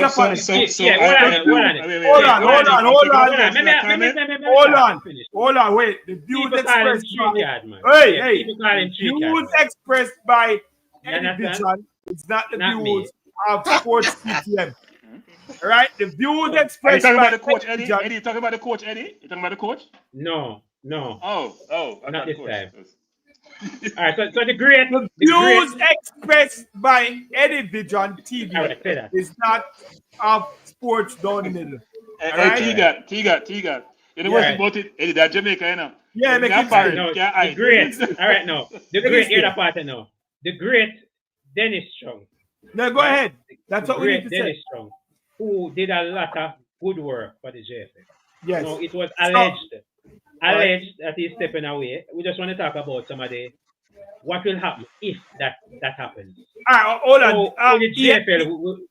Could the JFF recover from losing the likes of Dennis Chung? All right, so Tiga. Eddie got to rephrase that. Eddie used the word good. That's not good, Eddie. No. Somebody can go from, you said good. You can go back and play back in. You said good. Yes. You know, use the word good for people who take you out of some financial ruins and put you in a good place. You can't use the word good. Exactly. He did well to do that.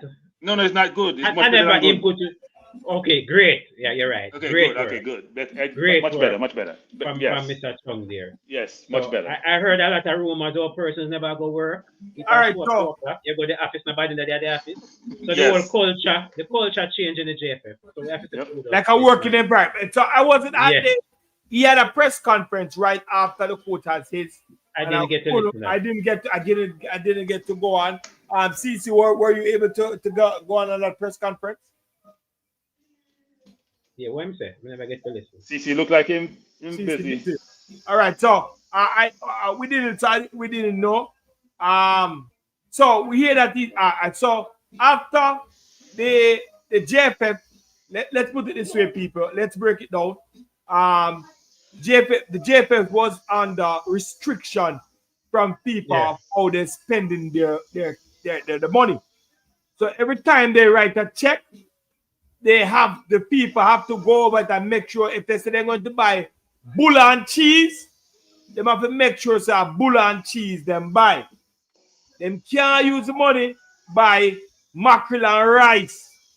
So JFF was under strict restriction from FIFA how they spend the money.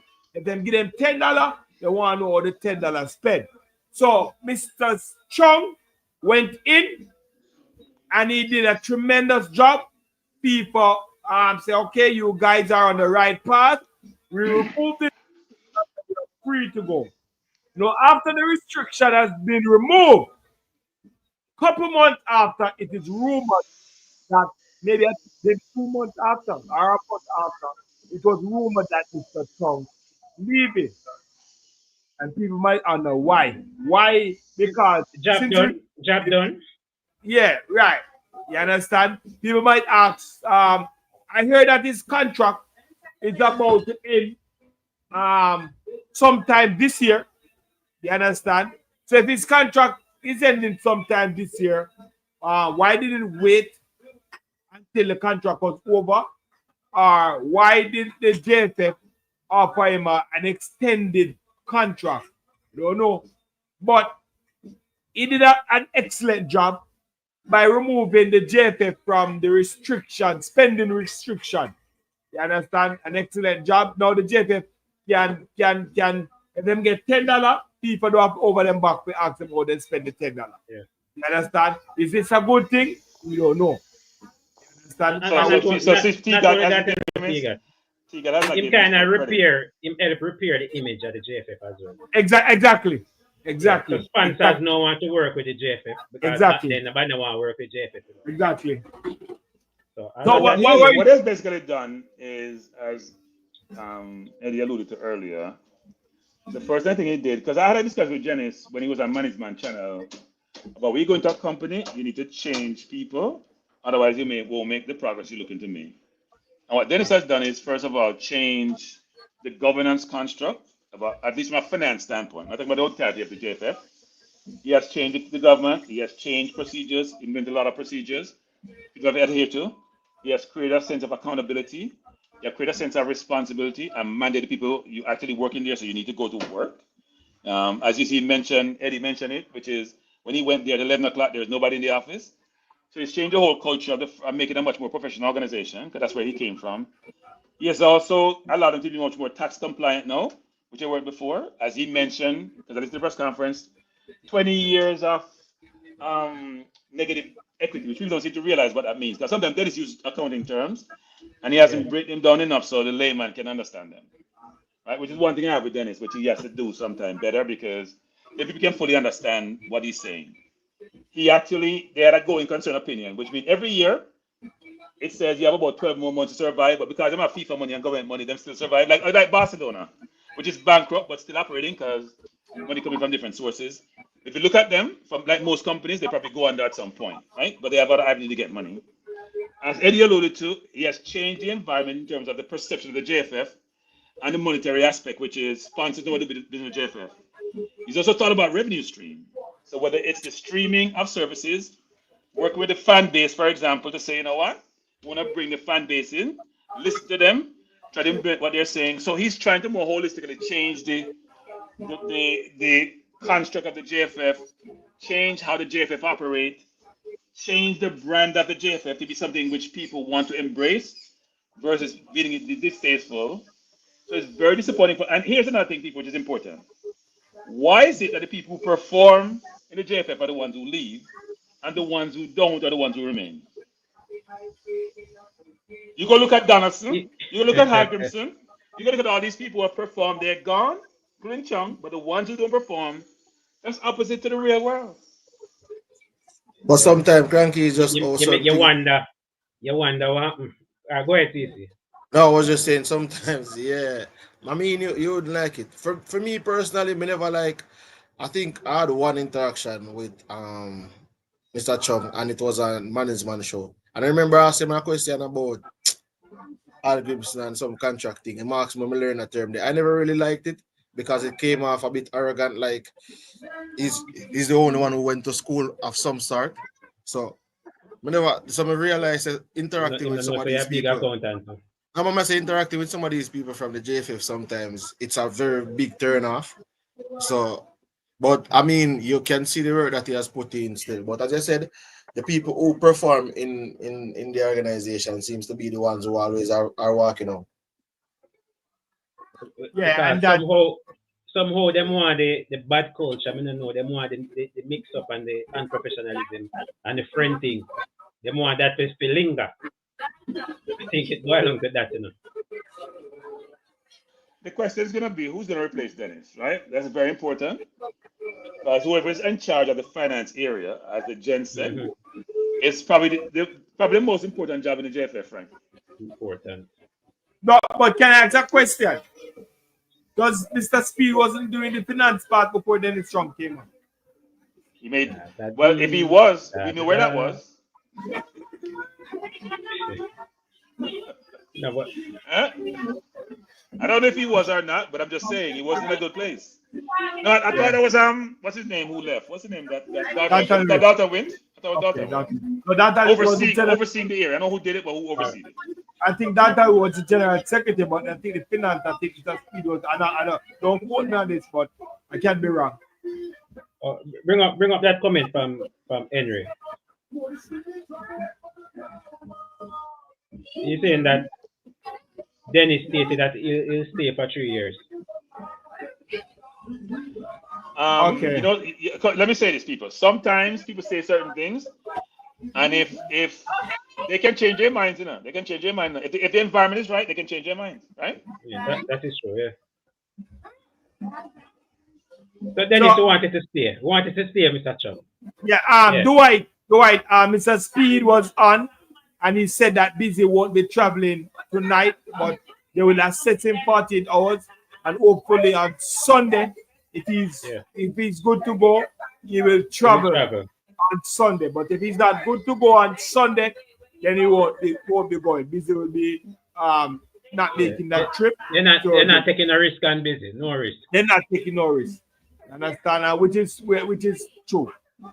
Understand? Which is true. So yeah, that's what is going on right now. Then Mr. Speed said they are assessing him, and if he's fit to go, he'll travel tomorrow. But if it's not, he won't go. Understand? That's where it is. Really sorry for the young man. He really had a good season. To miss this opportunity, it's really sad. Understand? But anyway, people. So Dennis Chung in. I don't know what the people in the comment section said. Dennis Chung in. Eddie say what Mr. Dennis Chung to stay on. I think there are more. Yeah. I think there are competent people out here. They understand. But let's see. Dennis Chung did an excellent job so far. So Dennis Chung in for me also compared to who we had before. So Tigat and Eddie and CC. Sometimes it's not just about the competence of the individuals, you know. Do they have the gravitas, and do they have the ability to influence others, and to have the backbone when people want to do certain things to stand up to them, because they know they have nothing to lose. When you have fallback like Dennis does, you can take risks. You may have competent people who can't take that risk, and therefore they'll allow certain things to take place which shouldn't. All right, Conrad Smith said Dennis stays on. All right, big up yourself, Conrad. Understand? Dennis stays on. All right, people, I don't know if you noticed, but my background is getting a little bit noisy. Eddie, CC. Yeah, done the ball game. Yeah, we have to do the ball game because my background is getting a little bit noisy and a lot of movements. I'm not in the lab, people. You might think I'm in the lab, but I'm not in the lab. Yeah, I'm at somewhere else. But yeah, my background is getting noisy. So we have to done the sports. So Tiga, you go to the game in Jamaica. Tiga, you going to the game? I hear that there's going to be one big surprise. That's why I say, if you leave and Mr. Greenwood. That's why Cranky applied on Mr. Greenwood. Yeah, I hear that there's going to be a surprise, so more fly good up. I don't know anything about that. Don't put me in. I'm not in that conversation. I know nothing about that. Yeah, I hear that some unveiling are going to go on, so I want to be there and unveil. I didn't see them. What's the unveil? What am I unveil? You don't know. So I don't know. I don't want, you know, fly one day and come up at the next day. So you're not going to the Gold Cup? Yeah, that has been arranged. I already apply and you know already what's going on. Yeah. I might only go to one game, the Texas game. Understand? Support that because well, it depends on where we are from the Texas game. It depends on where we are from the Texas game. The Texas game, last game, against Panama. Dead rubber. I think that's a good game to go to. You know, I gotta think about that. Yeah, it's a good game to go. So where you say, Cranky? It might be a dead rubber. Yeah, I may go to that game. You know, I don't take the ticket over $200. You know, I go buy it early. You understand? Over $200 for what? Like, you remember? You remember the garbage compartment? Yeah, sitting at the baggage compartment. Like, how much did they play that time? About $200 they played last time. I don't remember I played, but you go to UPS. Yeah, I go $200 they played last time and at Delta they play on. No, I can't sit in. I have to sit in premium because my legs are long. Well, okay. But Tiga, you can sit anywhere, Tiga. You can sit. I go first. As long as you can reach, you understand? Yeah. you don't have the long leg problem, Tiga, so you can sit anywhere. But Cranky, may I ask you a question? Do you feel comfortable with the Gold Cup being hijacked by the Club World Cup? No. I don't think it was hijacked. It's not hijacked. They're playing all the games on the West Coast because they're accommodating the Club World Cup, right? Right. I don't think it's hijacked. It doesn't affect because they're going to be less interest on the Gold Cup versus the Club World Cup. Well, all right. We must understand that the Gold Cup really get boring, because them all set up for USA and Mexico for the final. You understand? Them all is that. Right. So it must get boring. And when we're not competing. We're not competing. Hold on. We're not competing. Let me finish. Not only that, when Jamaica play some match, them now make them play Atlanta. Then now make them play at Florida. We get the Then now make them play. Them make them play some CI and some place where the Jamaicans are not. Tiga. They learned their lesson from 98. They'll never happen again. No, we don't that stuff. But what me I say is New York. Play a match in New York. Tiga, play a Jersey. What I say to you, Tiga, is this, right? See, the USA, like, we can understand all of these things now, but if football in the CONCACAF has been developing, USA to the point where they have a plethora of players playing in bigger leagues and things. You have a lot of players now start playing for bigger clubs and then so you have more stars in the Gold Cup, right? So you tell me, so now, when you bring the Club World Cup, USA right now have 3 players that are not going to be in the Gold Cup, you know. They're going to be playing at the Club World Cup. Hold on. All of their players, all of their top players are not playing. McCLAREN not playing. Pulisic not playing because Pulisic not in the Club World Cup. And Pulisic not playing. The other one that played for AC Milan. 2 of them play for AC Milan. Yeah, hold on. Go ahead. Let me finish the point. The point I'm making is this, right? Stars are what make tournaments. And if you are going to keep a tournament, as a matter of fact, FIFA has opened the emergency transfer window. June the 1st to June the 10th is an emergency transfer window for clubs that are at the Club World Cup to get in players into their team because they want the very best players at the Club World Cup. So if you would simultaneously sandwich that with the CONCACAF Gold Cup, and if it was 100,000 watching the Gold Cup, then that 100,000 now becomes 10,000. And that's my problem. Hold on. People have a special guest. We have a special guest in the in Mr. We have a special guest in Mr. Hold on. Mr. Dwight Spencer. Mr. Spencer has been Mr. Spencer has been a fan of this sports DTM late tackle. He's been on the R for the man name, man. Yeah, you understand, Mr. Spence. You understand, Mr. Dwight Spence have been a really fan. I'm glad to have you want the number, say don't have a number. I'm glad to have you on, Mr. Spence. Mr. Spence, what's going on, sir? Me there, brother. Me there. Spence, I have a question for you, Spence. Where in Jamaica are you from? Hey, Cranky. We come from the same safe plantation, all right? Same year. We remember we talked about this Hanover, brother. The Spence didn't come from Hanover, my dad's side. Okay. Yeah. We could be relatives, actually. Yeah, exactly. And you there in New York, that's the other side. So trust me, the percentage is high. Okay. All right, so Mr. Spence at that time, wicked in the comment section. All right, go ahead. You're the floor now, okay. Mr. Spence. So let me touch on first the pickup process, okay? Right now, I posted to get appointment at the London consulate. They are 4 months out. The line at the London consulate each day is wrapped down the street. All right. So if you're a professional football player, they don't really give you that much privilege. Okay. Because anybody can say them as a professional football player. Now, it's what the consulates and the high commissions need to do in Canada and the UK and different parts of the world. They need to host probably 3 or 4 times a year special dates for athletes of various sports to be able to come in with letters from the sporting bodies and be able to drop off their papers to start the processing faster, right? Because let's say you're a professional footballer. You don't have no time to wait for no consulate with no appointment for 4 months.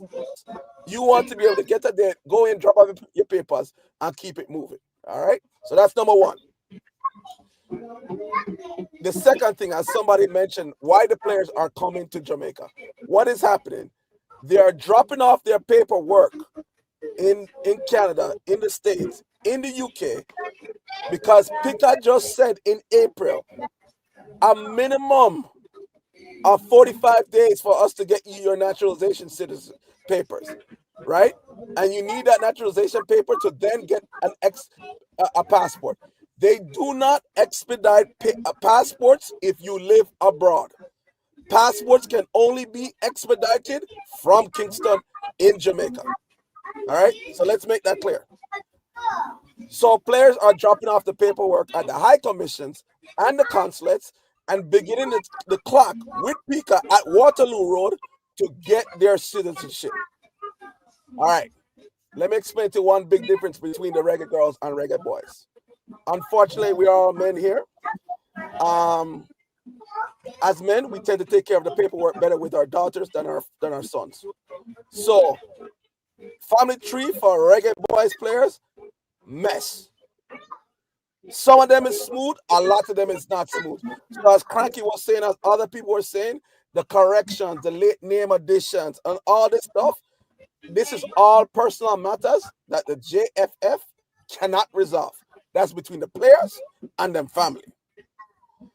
Once the player goes through that and he's issued a Jamaican citizenship of naturalization, now it makes sense for you to come to Jamaica, come down 3 to 5 days, you have your naturalization certificate, and you can get a passport between 1 to 5 days.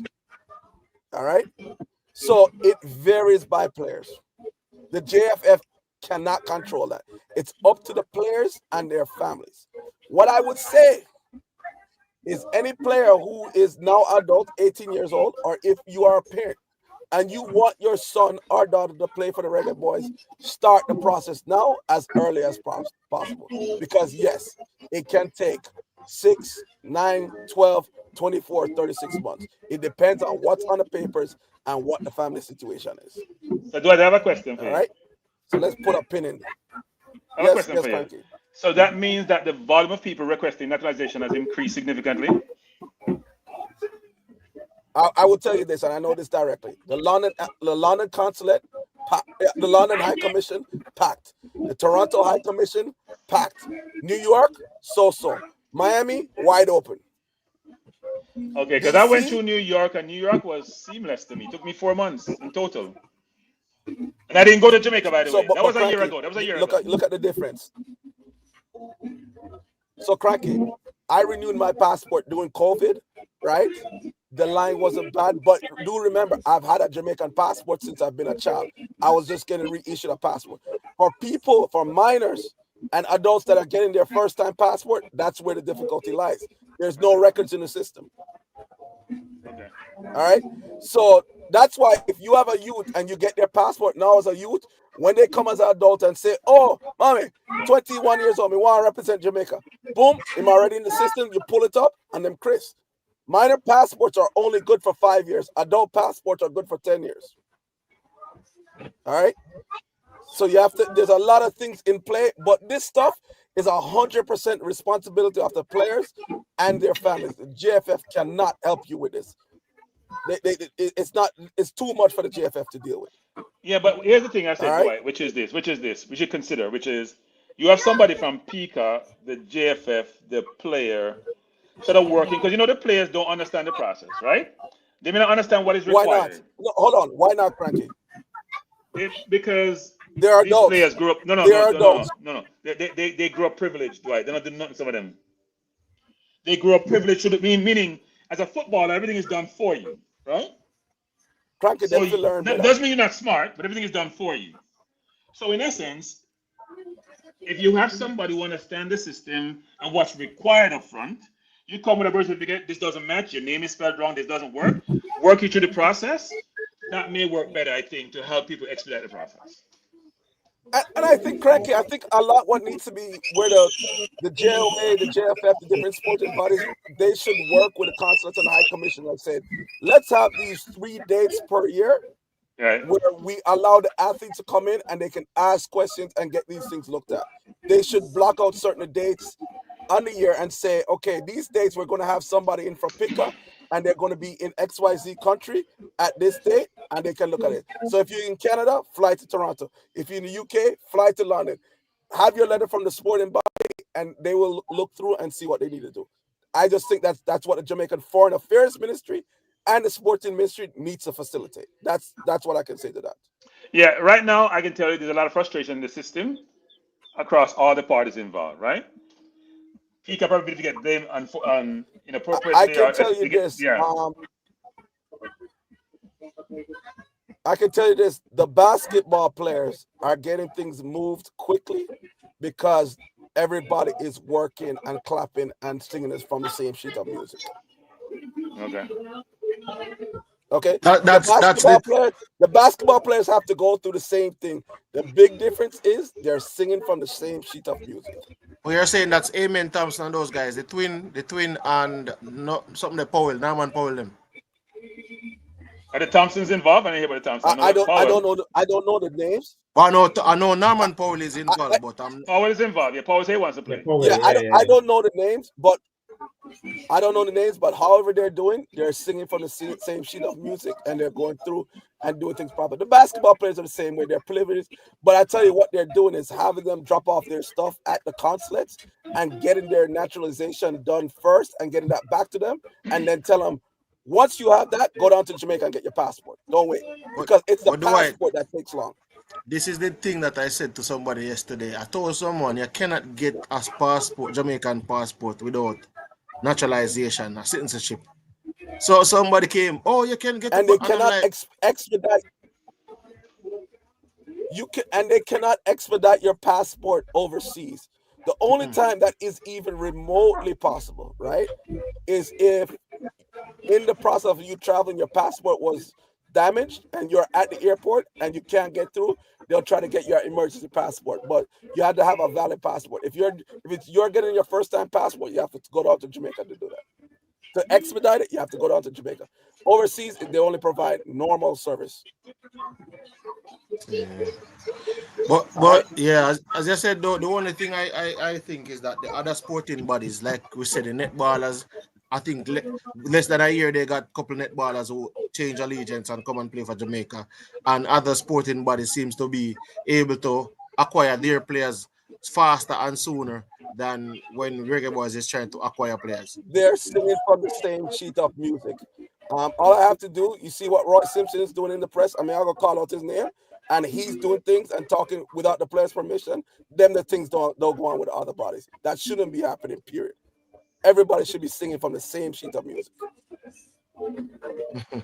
All right. Now, let me touch on the next one. And Devon Porter is here and a couple other people that know it. Our problem, and we need to mature from this.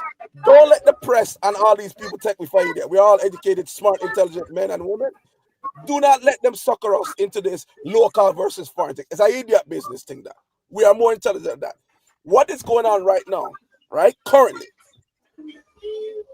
there are players who were born, raised, played schoolboy football in Jamaica, even played in JPL, and them go overseas, and all of a sudden, we forget about them. And we act like them not even playing good ball. Can't get a call up. How do you have Javon East, who was playing in Costa Rica? We are short strikers and we're going to Nicaragua. Can't get the call up. But now when he plays clear on the other side of the world in Israel, he said, all right, Javon, we want to bring you in for the Unity Cup squad. You need to choose players based on their recent form. And does he belong to be in the Unity Cup squad? Yes. But why did you ignore him a year and a half ago? The bias and the lack of intelligence in the squad selection is not whether the player is born in Jamaica or not. It's they simply need to choose players by their recent form. I'm an Andre Blake supporter. If Andre Blake start playing for India and him drop form, listen, drop him from the World Cup squad. He's not ready. Choose players based on recent form, and you're going to take out the whole bias.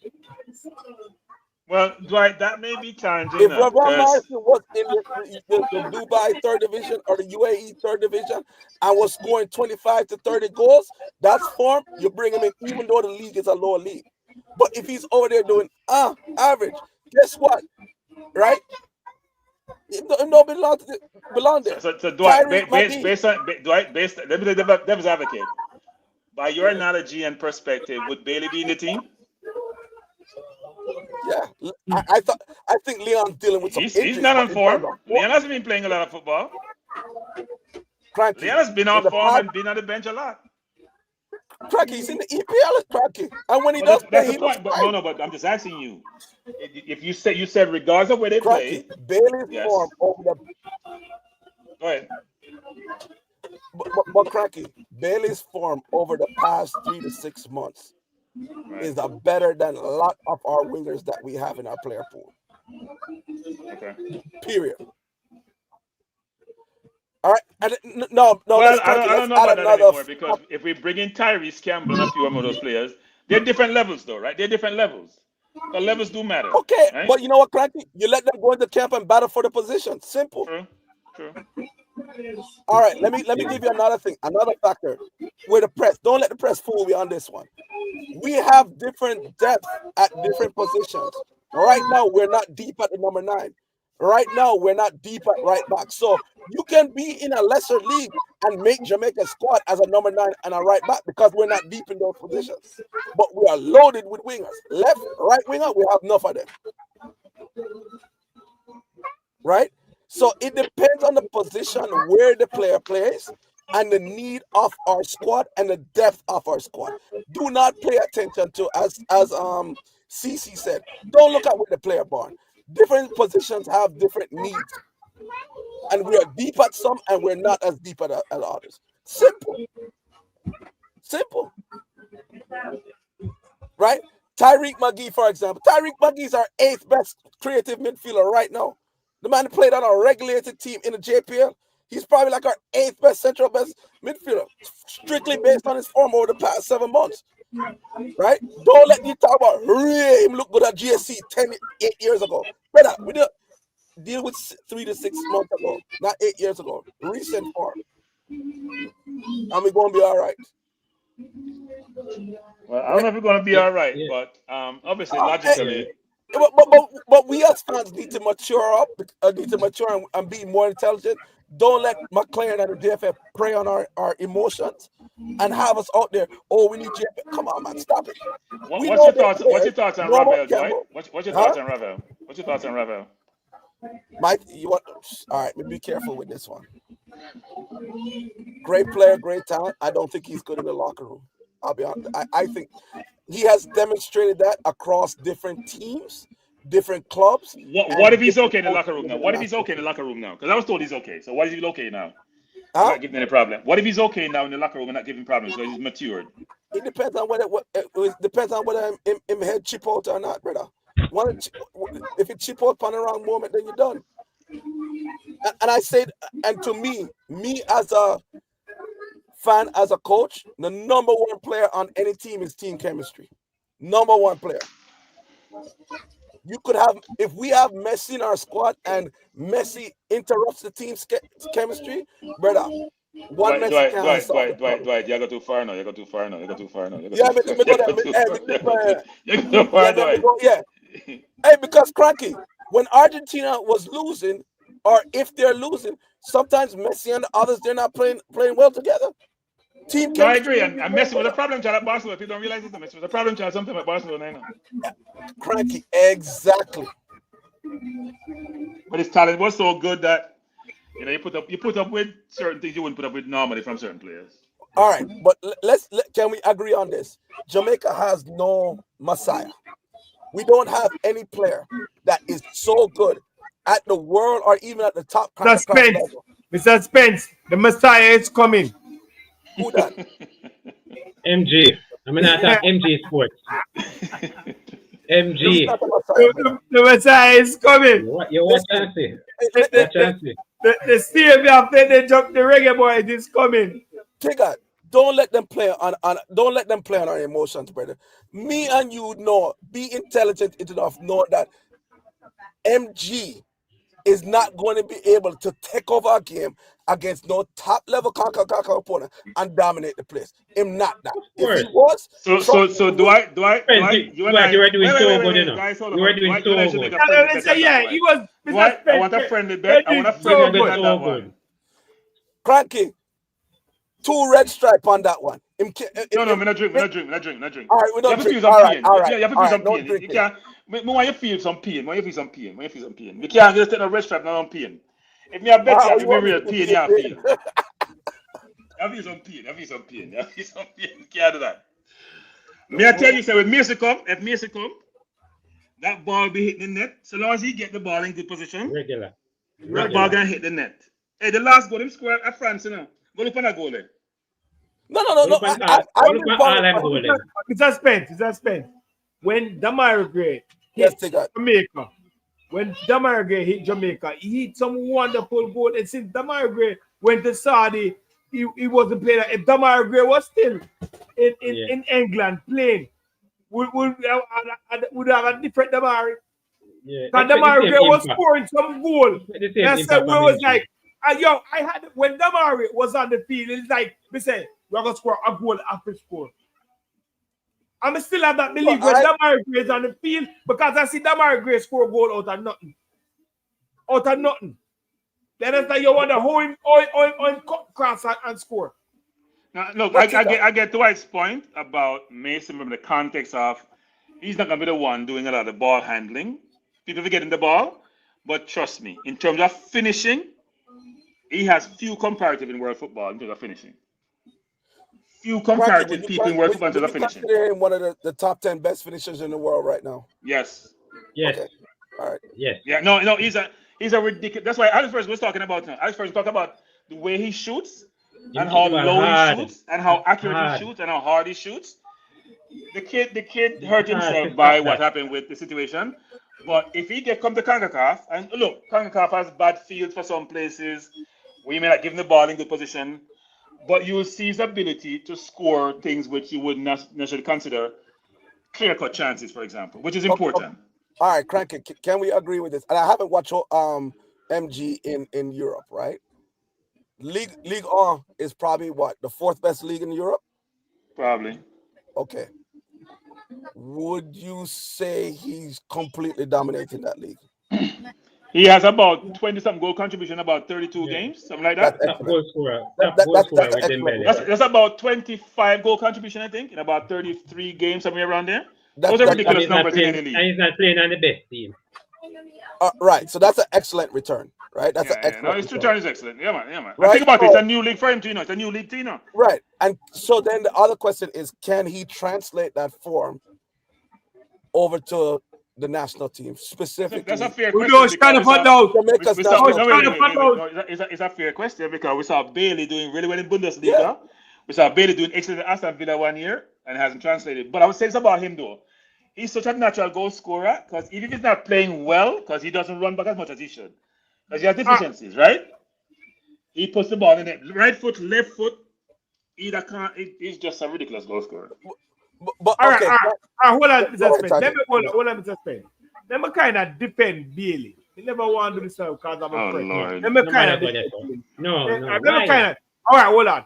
When Bailey dropped at Aston Villa, who was the coach? Steven Gerrard was the coach. I think Steven Gerrard kind of break him. You understand? Break his mentality. You understand? I have the man on the bench, and then when the new coach come over, him start over again. Don't forget that. Steven Gerrard is the one that made the man look silly at Aston Villa in the beginning. You understand? Don't forget that. The one thing I say about this is that Jamaican people in general, I'm going to generalize, have so many excuses for certain players. It's amazing. An excuse. So Mason Greenwood went from England under tremendous pressure and situation to Spain, was their player of the season for the team he played for, to France, where he has ridiculous numbers. That's consistent quality. Hold on. The coach gave Mason Greenwood a chance to prove himself, and then do. Steven Gerrard never give Bailey the chance to do what him supposed to do. Never. Was he performing? Was he performing? Hold on. And when he play, he play out of position. Other coach give him the chance. What's the point? Emery give him the chance. Coach? Okay, so wait. So do the coaches for Jamaica give him the chance? Wait. So what he did last season when Emery give him the chance? He had a prolific season. Contract year. 33% doesn't do it. 33% doesn't do it. Question for you, gentlemen.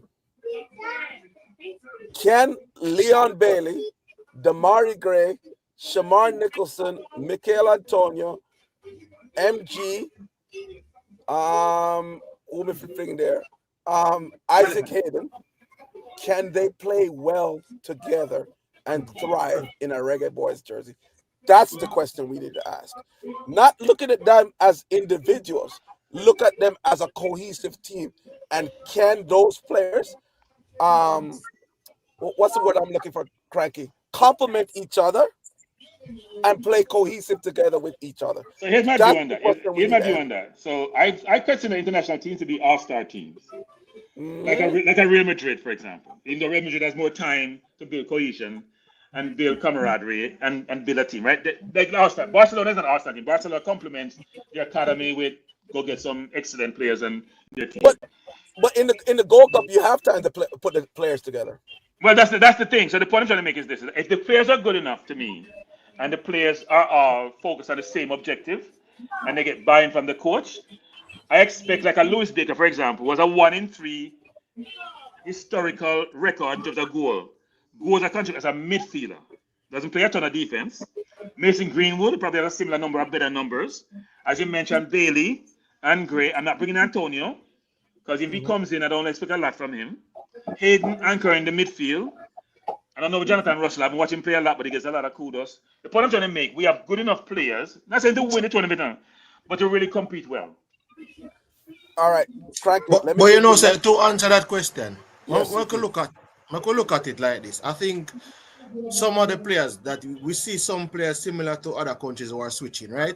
We look at Adamola Lookman, who went down to, I think, Atalanta. He has 26 goal contribution this season. The other guy, Mason Green, would have 28 goal contribution. When Lookman has transitioned that farm into Nigeria, and remember, Lookman is also a player that would have been heritage player for Nigeria. I think I'm trying to figure out what is the difference between Lookman and those guys who are of the same type of quality, like Mason Greenwood and those guys, translating their club farm into playing for Nigeria and those countries, as opposed to the other guys translating their farm for Jamaica in the CONCACAF. Yeah, I think Lookman blossomed a little bit later, right? Lookman blossomed later, didn't he? That's a good question, CC, and I'll tell you a couple of things, okay? There are a couple of factors that you have to factor in. Traveling from London to Lagos or from Europe to Lagos, you don't have to change time zones, okay? Jet lag just comes out of the picture, okay? That's number one. Number two, African football is slightly different, but they're familiar with it. One of the big unique challenges we have in CONCACAF, other teams get it, South American teams get it, is some players take a while to get used to the jet lag of traveling across the Atlantic and doing those things. The second thing they need to get adjusted to is the style of football and how the referees call the game in the CONCACAF region, because it is different than the UK and it is different than continental Europe. I didn't say better, I said different. And some players... I agree with the refereeing, because in this region, more is allowed in the game to happen, right? England has gone to the point of being at the NBA. Frankie. You can't touch anybody in the NBA anymore. That's the way England plays. But in CONCACAF and in South America, they allow much more. They get away with much more before they get a yellow card or a red card. So it's a more physical game. So there is two adjustments that any... Yeah, I'm going to give you a number 3 too. Another reason is that the Lookmans and the African players, they're in England much younger. So they're there from a younger age, so they adapt more. So it's easier for them to make the transition over when they go back to play for the countries in Africa. I think that's a big reason. They're playing at a higher level much longer than our players. Some of them. I mean, the Wobbies and the Lookmans are brought up in English system, right? They're brought up in English system, so they have a little edge there. Cranky and Eddie Good, I'll tell you one thing I was surprised, and it took me a couple trips to England, and I've met some people who are there. I was actually surprised at the amount of professional footballers or young people, I would just say young people of Caribbean descent, whether they're professional footballers or not, that are between ages 17 to 27. In some cases, both players are Jamaican who have never been to Jamaica in their life. That's not surprising. And at first I was thinking, okay, maybe they don't have money to do it. No, simply they just choose to go to vacations or holidays, other places, and they're not familiar with Jamaica. Yes, they're familiar with Jamaican culture, especially in the UK and things like that, but they've never been to Jamaica. Well, there are a Or couple of if things, they've right? been to Jamaica, they can probably count it on one hand. Yeah, so there are a couple of things there. One was about money for their forefathers and their parents, for example, because it's expensive to go to Jamaica from England. The standard of living there is not what people think it is as compared to some other countries. And third, the Moroccos of the world, some of those vacation spots which people go to a lot of times are probably cheaper, much more well known, and people frequent, right? People frequent Spain, people frequent Morocco, they frequent Egypt and those places. This is on the other side of the world. And that's why it's not received as well. It's a shorter distance to go to some of those countries than coming here also. So there are a lot of different reasons. Because I have family in England who never come to Jamaica. Never. I have family in England who have never been to Jamaica. The parents went there in the late 50s, early 60s. Their second generation, never been to Jamaica. And by the way, when they come though, they come. So when they come, they'll stay for a month or 3 weeks, and they'll come back every year, every other year.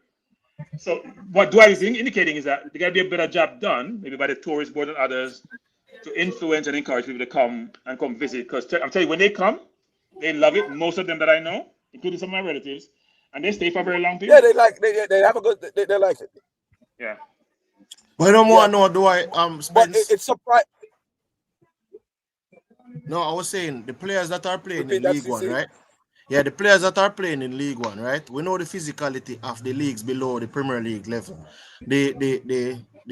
There's more games, and the physicality is a bit more than in the Premier League, and I think they allow you to play a bit more.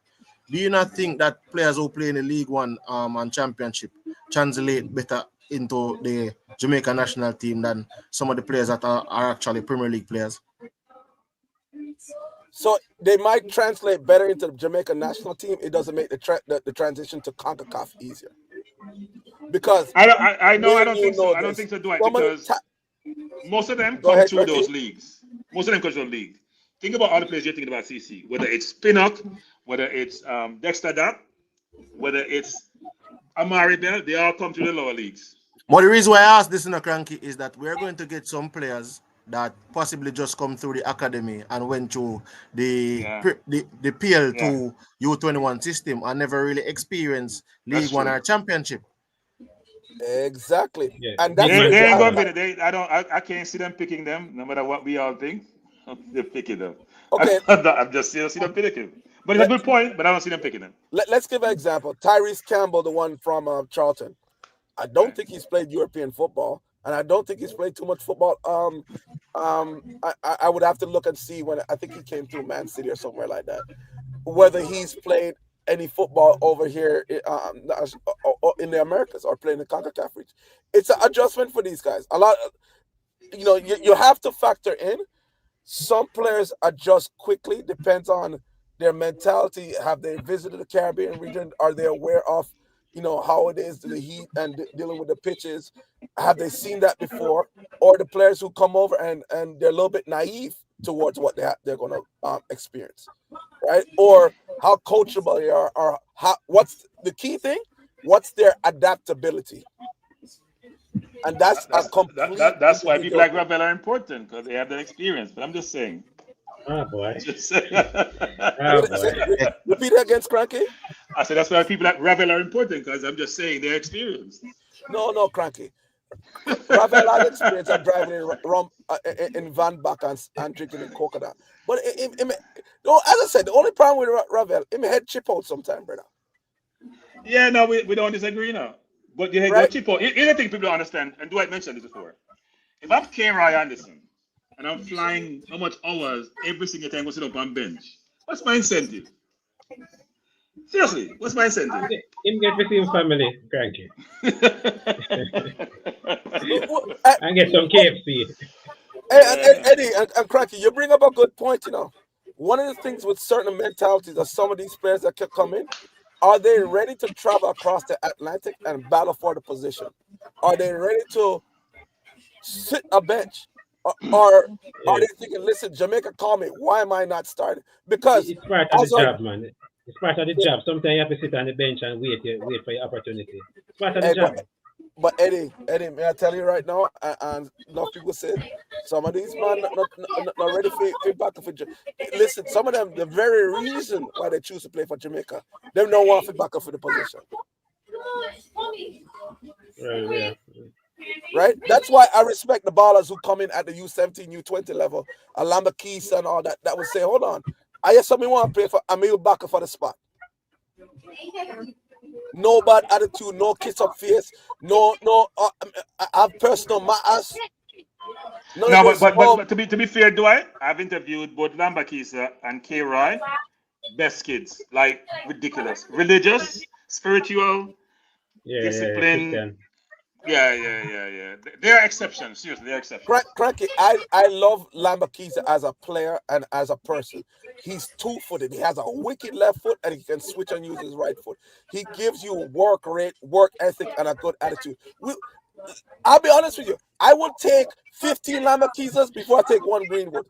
But by the way, I want to ask a question. Tomorrow morning, people, remember tomorrow morning to watch Tyrese Campbell 7 a.m. Battle for a Championship playoff. No, it's 6 a.m. Jamaica time, isn't it?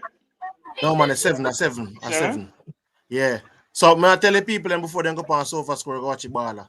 Actually, watch the baller. I play the playoff. I think on ESPN. It coming on ESPN. It's come by ESPN, man, because I watched the championship playoff this morning. Unfortunate, Tyrese Campbell score, but I think Romy and Mundle, them team come back. They win 2-1. So Sheffield United, the misery continue in the playoff. Then they have not won a playoff to qualify for the Premier League in years. But Sunderland came back up. I want to know if that guy, Romy and Mundle, is appears that he's Jamaican, of Jamaican heritage. He looked very good this morning when I was watching him, the winger. But for Sunderland, I would say this, right?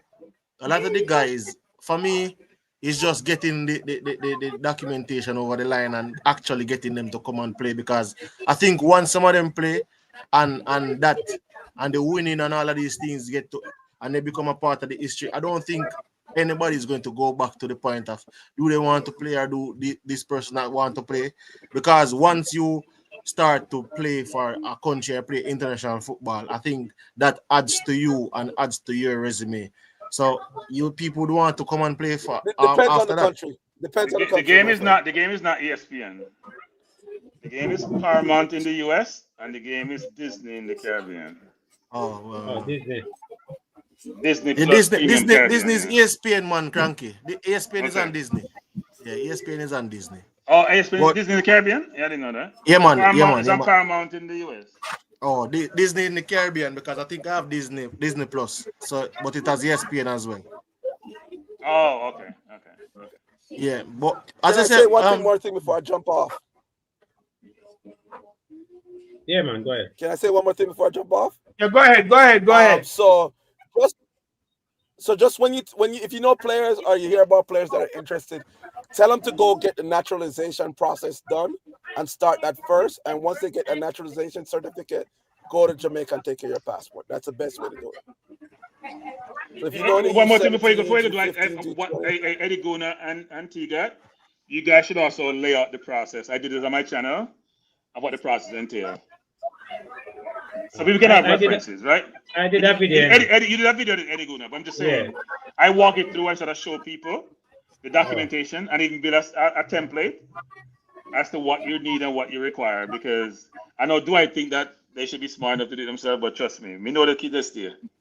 And the other thing is, the number one thing that they use to start the process is a birth certificate, not a passport. So whether it's a great-grandparent's birth certificate, grandparents' birth certificate, parent or your birth certificate is the first starting point. Yeah, because you got to get certain things. You got to get just to the piece or lawyer, whatever. Not just certain. There's a bunch of stuff involved in the process that I didn't realize because I didn't go through some of it, to be honest. So I didn't know those things exist. Yeah. All right, gentlemen, may I have a chip out? Yeah, I'm gonna do the same. All right, thank you very much, lads. Yeah, Eddie Guna, CC, Dwight as usual, my cousin, and Tiga, bless up. Thanks for having me. Bless up, Cranky. Bless up, and CC, I understand the biasness, but you need to tone it down. Bye. People subscribe to Cranky Live. Go over there and subscribe to Cranky Live. Bless up, everyone. Thanks, Andy. Bless up. Yeah, bless up. Bless up. All right, so people, we have to wrap up the show now. It's over 2 hours and 17 minutes. I want to thank everybody that came in, everybody that we have over 200 persons on watching us one at a time. So big up everybody in the we big up Cranky for coming on, big up Dwight for coming on, big up Jason Guna in the building, Travis Presser, you come school late. You understand? Big up Travis in the building. Big up everybody, Mr. Porter. Big up yourself. I want to big up every single person that took the time out to watch us again on another late tackle. All right, we promise you that we will not try to skip another Saturday. Hopefully, and big up CC. Big up CC. Yeah, man, big up CC, man. All right, so big up CC. You understand? Big up CC. Big up yourself, CC. Thank you. One of our best commentator. You understand? In the building, CC. You have to give him props. You understand? So big up everybody. You understand? Thank you guys for joining us. And hopefully next week, yeah, we'll be on because Unity Cup will be playing and we're gonna give our report. You understand? So we'll be on our next late tackle. All right, so I want to big up everybody. Look out for the 11, the potential 11 videos. And the potential, the potential 11 and all them things there. So guess what? Big up everybody that joined us today. Hope you guys had a tremendous Labor Day. My holiday come up Monday. So hopefully I can drop 2 videos Monday. You understand? For you guys can enjoy. Holiday. Memorial. The foreign holiday. Yeah, the foreign holiday. Yeah, so my holiday I drop tomorrow. So big up yourself and much respect to everybody. This is another episode, the 25th episode of Late Tackle. Eddie Gouda and I want to say much respect and thank you all for joining us. Big up yourself and also CC. Big up yourself.